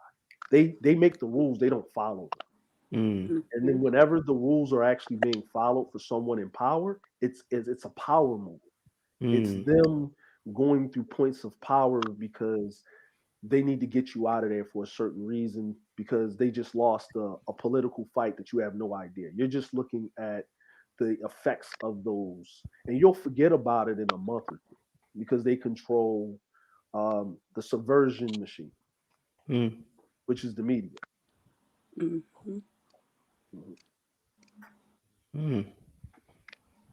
That guy's spitting. I mean, is there anything more you want to share with us? Listen, bro, I'm here to soak it up. Listen, before I go to Ghana, I can take up all this information. Like, if somebody wanted to jump in, I didn't want to like suck up like the. I don't know if anyone else has any. Go for it. Yeah, go for it. He's telling the absolute truth. As he was talking, I'm sitting up here shaking my head like, "Yep." I have to mute the phone, so I go, "Yep." It is. It has definitely layers. It's like an onion, and so the higher you are, the more income you're making, the more things that you're sacrificing and that you're doing for. And it gets it can get a little sticky if you are motivated by just money. It's easy to go down that hole. Just like for me, I always said anyone anyone under the age of 21, I don't feel like they should be in that atmosphere. Actually, I still think 21 is too young. Me personally, I'm sorry to say this though. I'm really sorry to say this. For us as Black people, we normally don't go into that field for the most part, due to the fact of the matter is, if you look at most of your Black millionaires or billionaires, they come from the entertainment side. Okay, if you look at the percentages, not all of them, but a majority of them. And when you're talking about first generational wealth, come from the entertainment side. Then if you go and look where their background is, it's usually from the quote unquote street, right? But if you think about it, the entertainment industry has always been a vehicle that was a cleaning mechanism for organized crime to clean up their money.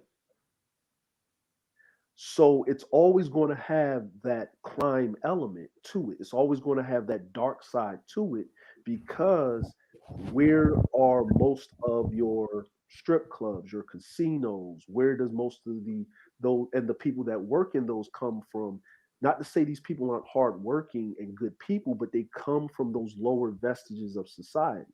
Now we get into it later, right? Unless we have a talent, you're an athlete, or you actually have a natural born talent. You could sing, you could dance, those things. But when you get outside of that and you're talking about like the adult part of it, we get into it late. But the other parts of society, the other demographics of people, your Asians, your Europeans, your Latinos, or thereover, they're already in it when they're 14, 15 years of age, especially if they come in from quote unquote third world countries.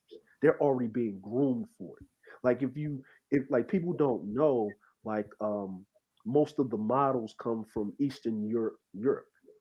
Well, most of these girls, they couldn't make it as ballerinas or gymnasts. They grew up too quickly. They were too lean. They were too tall, right? You got to be a certain height, weight, and all of this other stuff. So they become models, right? Croatia, you're talking about all of those places. So then they go over to Europe and they put through this meal, right? Because you got to know how to walk, how to talk. You got to know how to basically. You're pretty much, if you think about it, a dancer, a model is nothing but a modern day courtesan. That's all they are. Like, we just change the names of them, but their roles in society are the same. Before you spill any more tea, what I'm going to do is let's finish off the Ready to Love segment. Anybody who wants to leave after, you can leave. We'll continue the conversation after. Because I'm about to suck up all this information. I'm just going to be honest with you.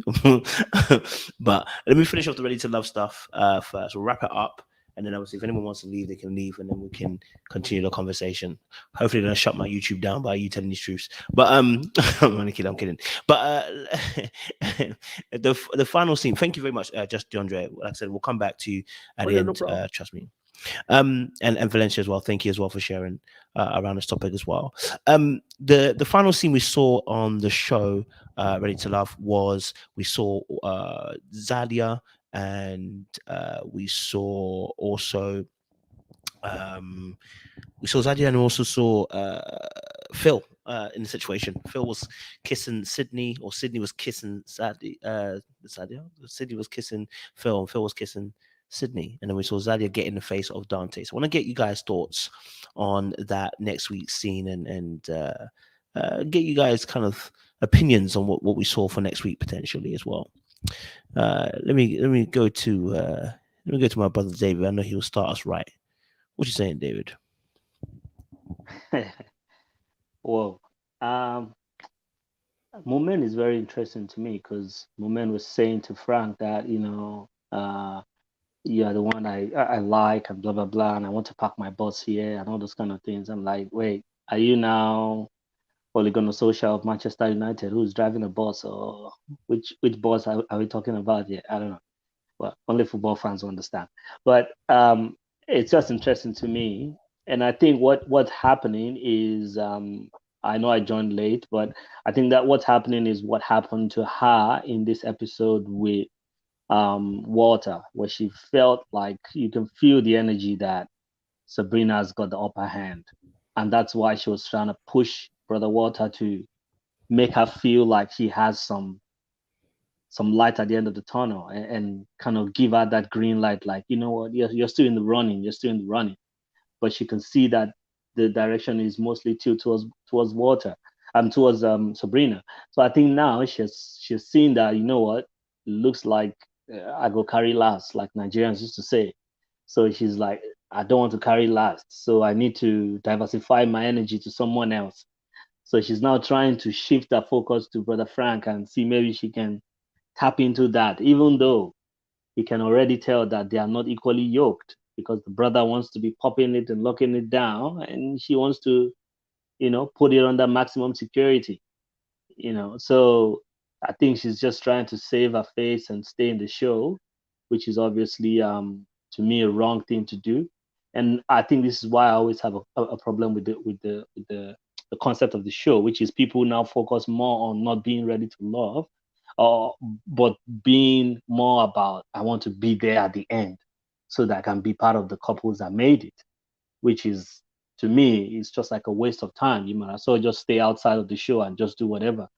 Because if you can see it's not going anywhere, why are you wasting your time? You can just tell it and move forward.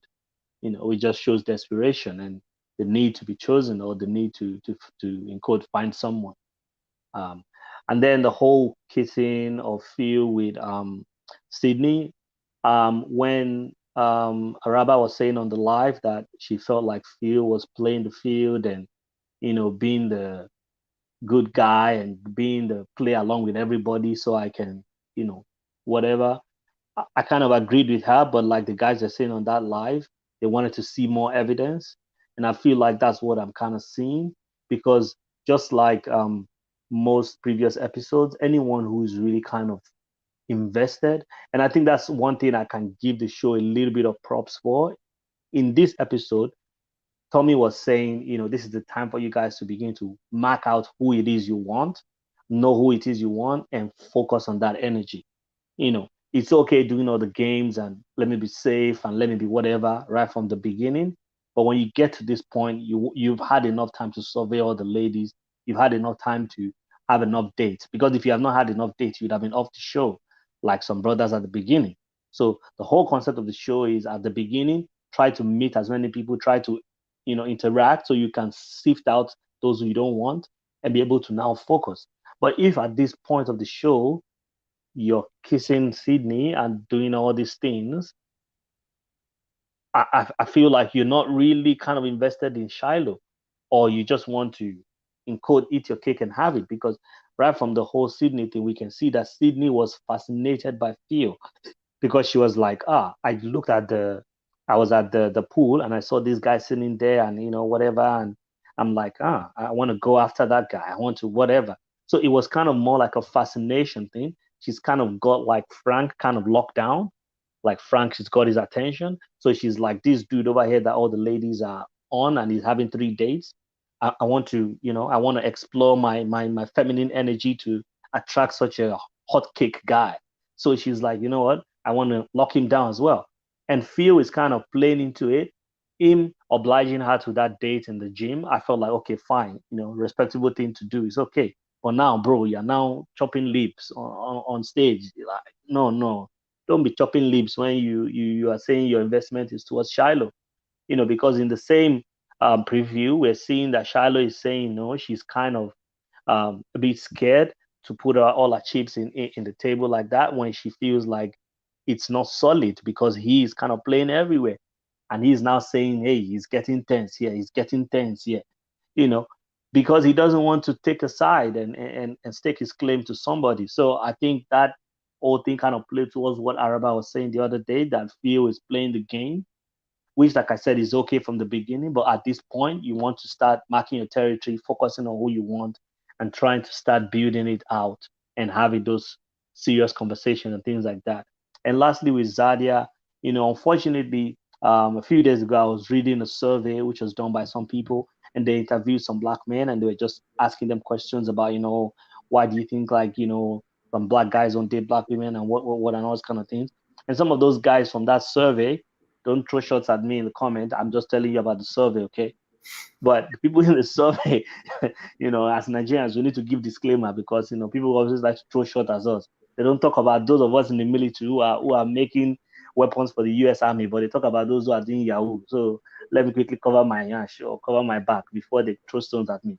But the survey was basically saying that many of these guys, Lola know what I'm talking about. Many of these guys, they were like, you know what? Two things it comes down to, and those guys were like, it's always about one, the attitude, and number two, the fitness. Now, this is kind of a generalization kind of statement of those guys in that survey about, the fact that a lot of black women are overweight and all this kind of thing, and then the attitude kind of thing, which unfortunately is what you see reflecting from Zadia in this episode. And it's so unfortunate because I think we've said it several times. She's a gorgeous woman, beautiful person, but she's just been so insecure and very, very, very, very masculine energy, overly aggressive, overly protective. You're trying to investigate and look for bad things about people. You're meeting someone's ex and you're asking, okay, what's the bad thing about him? It's like, how about you just invest in getting to know the person and building the relationship as opposed to trying to dig out dirt and stuff like that. And then you're having front and interaction with people, trying to fight with people like that. To me, it's just bad energy. And I like the way Dante, pretty much checked her. And you can see the energy because she came back with the same energy, like, oh, okay, well done, coach. That's like the kind of passive aggressive thing that Nigerians do, like, oh, my boy, like, we hear you. Okay, yeah, it's all right, just keep it quiet. And that's just totally like everything he said just went in one ear and went the other ear. So this preview of her now giving this energy and pointing a hand, in his face, I'm like, sister, come on. We were talking about, the word abuse and all those kind of things. If it was a man doing that, a lot of people will feel like, oh, what's going to happen? I'm sure, hey, maybe he might slap her. Maybe he might push her. Maybe he might do this. Sister, don't be giving that kind of energy, pointing at someone, or it's wrong. I don't like that kind of thing. And I think it's unfortunate that she has to do that, because I feel she's now becoming like very, very insecure, and obvious that she can see that, what, this is my last bet, and now Aisha's taking him, and I might be booted off soon. So she wants to quickly secure herself, but the brothers told her, hey, you're not there. So it's interesting to see what's going to happen next episode. But so far, I don't like the whole energy that got in there with Zadia.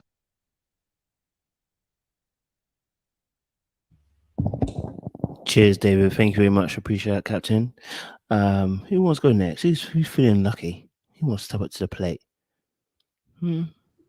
Yeah, I agree with a lot of David's points. The problem with this show is once you find somebody you really like or you want to really pursue, like take the case of Tyrone when he made it evident that he only wanted Shiloh, like he was pretty much like, yeah, that's gonna be my wife. Then he he didn't have like anybody else other than I think it was I can't remember who else he picked, but the show doesn't allow you to like just pursue one person, and so you end up having to pursue everybody. And then Phil ended up being the popular guy who like a lot of the women like. So now he's the one that has to like. Now it seems like none of the women are being are doing. It seems like all of the women are pursuing because they're after him, because he's obviously got his choice of women. So I mean that's the only problem with. And then it's like Camille and Cornelius. When you pick that one person, it's like, well, I'm not interested in anybody else. So like the show, there's some sticking points to the show. I mean, once they find out that person is that the guy that they want and they're not trying to deal with anybody else, it kind of makes it pretty hard to go on, for that person. So, and I see like, and then when they introduce like this season, they did a lot of curveballs. Like they introduced people late, Sydney and Sean, and luckily Sydney is attractive enough to where like a lot of men want to, pursue her. But in Sean's case, he was just like not for everybody. I'm just gonna leave it at that. So yeah, so that's the problem with the show. It's not made for somebody who wants to pursue just one person until they get towards the end. If they make it. Remember, what was her name? Alexis, or she was the one that was dating everybody in Houston. Then she ended up with nothing. So it's a lot of I think this is a real social experiment for a show, which is kind of good. You kind of see like where things go normal, but then you see where like things go off the rail to where like it's not natural. It seems natural, then it goes unnatural, and then you're like, man, because they got a bad like the percentage of who lasts.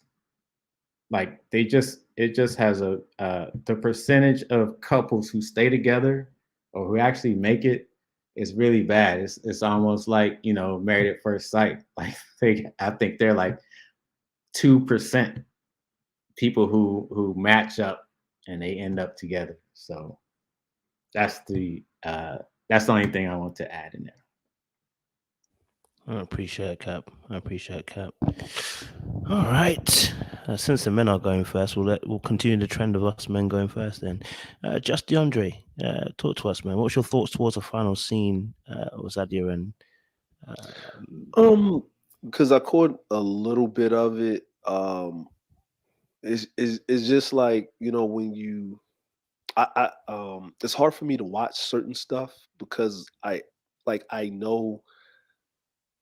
Like I know what they're actually doing, and I know there's how should I say it? I look at things a little differently because when you know what's behind the stage, you know what they're doing, and what they're actually doing with this show is they're actually pushing. They're actually trying to get the younger group of people to get away from monogamy. Like if you can, I saw an article about how people that are under the age of 30 are getting away from monogamy. They're going more polyamorous and they're going back to this old way of how people interacted. And because we're used to, if a person's together and they break up, then you'll see that move away when we watch a story, right? This person will love this person, and then another person will come in and they'll slowly drift apart, and this person will be by themselves and that person will go over there. But it's like everyone has options to a certain degree, right? And then people will deal with each other here and deal with each other behind each other's backs, and then there'll be these two individuals that'll openly just deal with everybody. Instead of this guy's promiscuous, he's a dog, or this woman, like they say, for the streets. But if you look at this whole scenario, it's like everybody's like intermingling and no one wants to come out, and they all dealing with each other. Like if you think about it in the greatest sense, like everybody's dealing with each other or have dealt with each other, and this is how they're writing it. And it's not for us, it's for the younger generation. Like we're already stuck on where we're going to be at, how we see the world, how we think a relationship is going to be. But the younger generation, because they're the ones that are sucking this up, they're going to think of relationships differently. They're going to, because this is what they're digesting all the time. This is what they're digesting. So the way that we think about it this isn't right. Like you need to pick somebody, be with that person, but in the future, that's not going to happen. Mm-hmm. People are going to they're going to cohabitate. They're going to do this whole different thing. You're going to see a woman with two husbands, like in Sparta, right? Mm-hmm. You know what I mean? Like you're going to see a man with two wives, because men and women at that point in time in life are going to be equal when you're talking about making money. And this is years from now. This is like 10, 20, 30, 40 years from now. But the way that I'm looking at this last end, it Mm-hmm. doesn't matter who's with who, because by time you get to the next like episode, they're going to flip it on top of its head. Someone else is going to come out of the woodworks. They're just adding people just to add them, like a gumbo, like a sauce, like Mm-hmm. a stew. So like that's just my Okay. feelings on it and how I look at it. I hope I'm Okay. not super analyzing things, but that's just Hey, I mean, that's we can just all me. be accused of super analyzing on this panel, that's for sure. So Yeah. I hear you, bro. I hear you. Okay. I appreciate it, sir. Thank you very much. Appreciate it, John Jay. Valencia, what's your thoughts on the end scene, the cut for next week's episode? We saw Zadia, getting in the face with Dante. We saw Phil, Phil losing his mind with Sydney on the lips. What's your thoughts? Okay, so I had to rewind that scene twice just so I could see was that who Phil was making out with. At first, I thought it was Shiloh, and so I was shocked to see it was Sydney. And I was like, "Oh my, that's different." Didn't see that coming. But then, and Dante and Zadia, I don't agree with anyone standing over the next person and talking aggressively. That to me, that looks like a form of bullying. I don't care if you're male or female. If you're standing over a person and you're pointing your finger down at them, it's kind of a bad look. But here's the other thing. We don't know what Dante is saying to this woman. I didn't even know that Dante had a connection with Aisha like he did over the phone. He didn't invite her to meet the family. So the connection that him and Aisha had just came out of nowhere to me. But we know that he and Zadia had a connection. And so who knows what he said before them arriving to the retreat area. The conversation he probably had off to the side with her. You, we have to remember too, Dante is Dante. He is a man with 3 children with 3 different baby mamas. Okay. Here's my question. Why didn't none of his baby mamas come as one of his exes to meet the new girl? That's my burning question. You got 3 different baby mamas. You mean none of them would have came to meet the new chick? That's a red flag, as Walter would say. But it's just, I don't know. Like, I feel like Zadia, I don't want to say that she overreacted, because I can't say where her head was at that moment. I don't know what he was feeding her in her mental and her emotion. I don't know what he was saying to her. All I know is that you can't slap a person and tell them how to react. Her blowing up the way she did is a lot more than just what he said to her sitting down at that moment. It's what he said to her prior to, what he was doing that led before the incident that he chose Asia. That's what I feel like. And honestly, like I said before, they just need a whole new cast. Can we move on? Because I don't see no love connections in any of this. Nowhere. I don't know, but Zadia, she was in a lot of scenes where she was drinking a lot. So we don't know if she had a lot of that liquid courage. Who knows? Because I was like, man, she's going on so many dates and they keep showing her drinking. So yeah, it could be editing. Could be. I didn't even pay attention to that.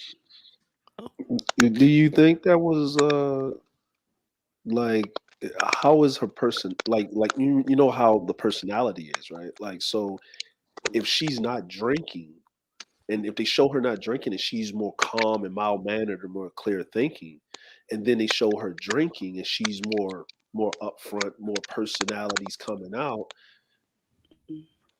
I think they edited that way on purpose. like to kind of show this kind of. Before you go down that lane, DeAndre, sorry. Before you go down the lane, just want to get because I need to get other people's thoughts. No, it's not your fault. It's not your fault. It's me. I should have said earlier. Let me get. Thank you, Valencia, for chiming in. I appreciate that.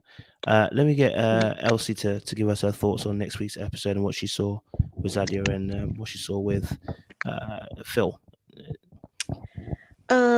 So the way I want to kind of like summarize my thoughts is that no one really is dating. Well, let me not say no one. A lot of these people on here are not dating with clear intentions and are playing too many games. Because to me, Moomin parking her bus with Frank makes no sense. You are after a man who says he's hypersexual because you left another man, Walter, who is also a sexual person. Like, none of these men are really aligning with her in terms of what we are privy to in terms of her core values. So that doesn't make any sense to me. So it makes me wonder if it really is for her to just stay on the show longer, because it doesn't make any sense. Phil and Sydney, I don't know. Phil, I'm still on the fence with him. I'm not sure exactly if he's just being wooed by Sydney because she is an attractive woman and she's very flirty and bubbly. So he might be getting caught up with that. But it's like, does that mean your connection with Shiloh wasn't as strong? Because we haven't seen Phil and Shiloh really exchange a kiss on screen, at least. So not sure what's going on there. But Sydney, I feel like she's kind of proof that when you're attractive, you can get away with a lot of things, because Sydney reminds me a lot of Libba, who got eliminated on the first episode because she was too bubbly or too airheady, according to the men. And it's like, really, what's the difference between how Sydney is reacting or really being around these men versus how Libba was? But the men were saying she was too bubbly for them. So that's neither here nor there. In terms of Zadia and Dante, I think it's interesting that Zadia was kind of giving Dante the cold shoulder a lot, at least from what we saw on screen, that she was giving him the cold shoulder, not really interacting with him. And after the whole debacle at the dinner, when Dante tried to talk to her about, hey, you shouldn't have been poking the bear, so to speak. And her reaction to it, yeah, it makes sense. Like, she might be in her feelings and maybe she had alcohol in her, but I think that would turn any man off. But then for her to get up and be in his face like that, reminding us of David from last season trying to get ahead of the devil, so to speak, I think that would turn any man off. And I commend Dante for recognizing that he wants peace over a good-looking woman, because Zadia is a beautiful woman. She's got a great body, great skin tone, everything, but her attitude is just off-putting in general. So I just think it's a lesson to all of us to take rejection with grace, because my question is, what was she expecting to come out of that after yelling at a man? What was she expecting him to be like, oh, I changed my mind, I want to be with you after all? Like, come on now. Like, just bow down gracefully and just explore your options elsewhere, which I think Naeem is going to be getting eliminated, so maybe that's why she was also getting angry, because at that point she didn't have any connections. So those are my thoughts. I think, like, as adults in general, when we are trying to date, because I'm trying to date right now, we need to know who we are, what we're looking for, and making sure whomever we're entertaining align with our core values and make sure that we're not wasting each other's times, because a lot of these people are just wasting each other's times and wasting our time, really, by watching them not have any genuine connections on screen. So those are my thoughts. Thank you again, Elsie. Sexy Tomboy, what's your thoughts? Let's see. Moomin, I need you to pick better friends when you're dealing with relationship things, because the ones that you got right now are leading you down the wrong path. You trying to follow Camille and address Walter, that ain't working. You're trying to be all up in lock it down with Frank, like Zadia's trying to lock it down with Nye all last minute. That's not gonna work. So you need to pick better circles if you're going to be mimicking your friend group on their relationships, because clearly them women, they're not making good relationship moves themselves. Okay. Both Phil and Sydney, hey, kudos to y'all both playing the game and staying around for as long as you can. Make your moves. You know what I'm saying? Sydney came at a disadvantage, so she gonna do what she got to do. She making her moves on the low, not telling the women, because she already see how they acting out when you get to telling each other who you interested in and who you not interested in and all this stuff. Phil, you've been quiet the whole time, so I'm not surprised that you're moving on the low as she is anyway, because shoot, all these connections came out of nowhere and they just coming and going as the time keeps going on. As far as Dante and Zadia is concerned, look, brother tried to tell you this week, calm the attitude down, because he already see where it was going to go and how it was going to play out with him, and he didn't want no parts of it. Clearly, you wasn't listening. I hear what you guys are saying, that it must be something he's saying behind the scenes or all that and above, but it's not just that. He's choosing her nemesis at this point right now, which is Aisha. That's also playing into it all. So that's really making her ego feel real little right now, because Aisha is who he is choosing, and she's been beefing with her for the last couple of weeks. So her blowing up and stuff, I can see where it's coming from. Overreacting, definitely overreacting, because you're in a man's face. If this man chooses to step out of character, it can be all bad. Okay, because at this point right now, when you're that much in anybody's face, you're a threat, male or female. You don't be all in somebody's space like that. And that is a no-no for anybody. I don't care. Some people are not wrapped that tight in this world.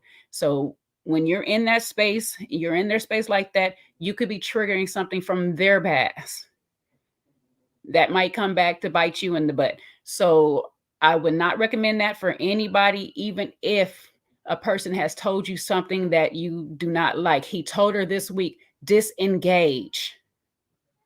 That's what she should have been doing in that moment. Okay, sir, you picked her over me. All right, let me move on.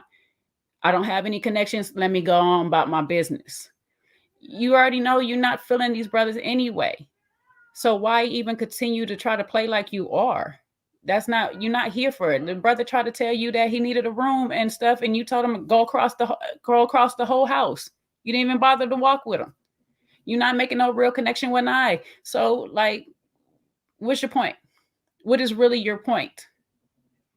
To hang out with your homegirls? You can do that off camera. Like, so I don't even understand what's all the attitude and all that for, because you've been basically telling everybody you're off of that person anyway. And you're going to put all your eggs in this basket over here. You told everybody that in this last deliberation. So I'm just going to say, as far as future reference, anybody out there, you got an attitude with somebody. If you're not trying to fight, stay out their face. That's it.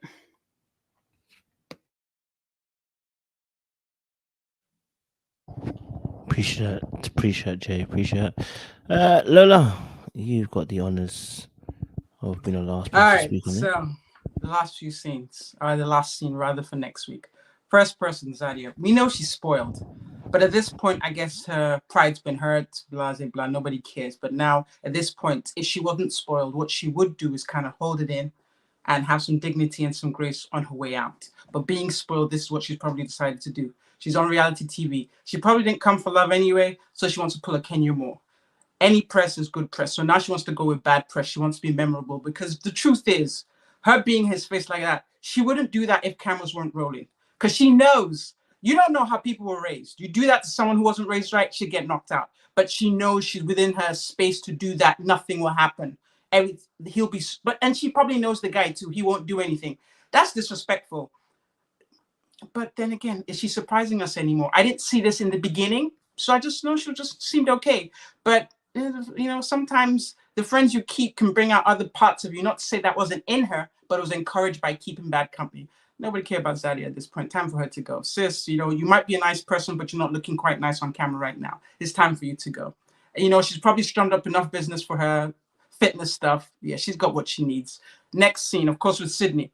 Sydney, I from what I see, small, cuddly, cute, just she knows how to zazz up a room. That's what she does for a living. She works in nightlife.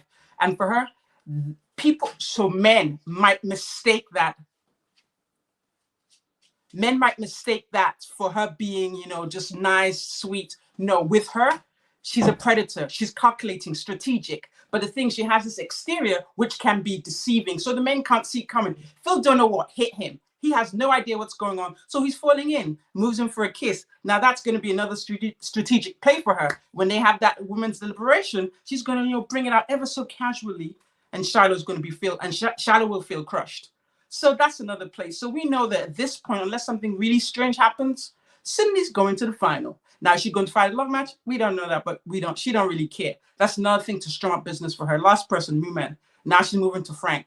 Now instead of her to stop and think and reassess what she needs to do, yes, she's been second place or second position for a lot of people. She's now still reacting and rolling in hurts, which is what a lot of us do. So now she's running helter-skelter, trying to save a bad situation anyway. You already know Frank don't want you. No, I shouldn't say that. You already know Frank has you in second position, but now you feel you're making a play by telling him, you're my choice. Sis, that was the wrong move. Because even if he was thinking for you, he's just looking at you like, seems a little strange. So at this point, we already know, the front runners right now are Aisha and Dante. Dante's looked at, Zadie and like, Zadia's behavior has confirmed that he made the right choice. Because the truth is, it doesn't matter how great you look, how great your body is. If he don't have peace with you and can't just sit down quietly and have a moment's silence, he don't want to be there, period. So it looks, tables are changing. We'll see what happens. I don't know, but this is, the whole kind of thing is underwhelming because of all that's going on. No real I don't know what they can do. I like the idea of this. I don't know who came up with it. Maybe it was you, Coach. You're talking about how, next season maybe definitely has less women at every point in time because we need to see more men pursuing. That's the natural order of things. But then again, that's my opinion. This one of having women go out of their personality to do things doesn't make sense to me. And it's not helping the show. Yeah, so that's it really. That's how I see it. So it's just going to be, Sydney's coming on top. Woman's, she's reeling, like she's falling off the cliff all the way. And Zadia's on her way out. Like, so she's trying to go out with a bang with, more clients. Maybe more clients might like a spicy trainer. Boom.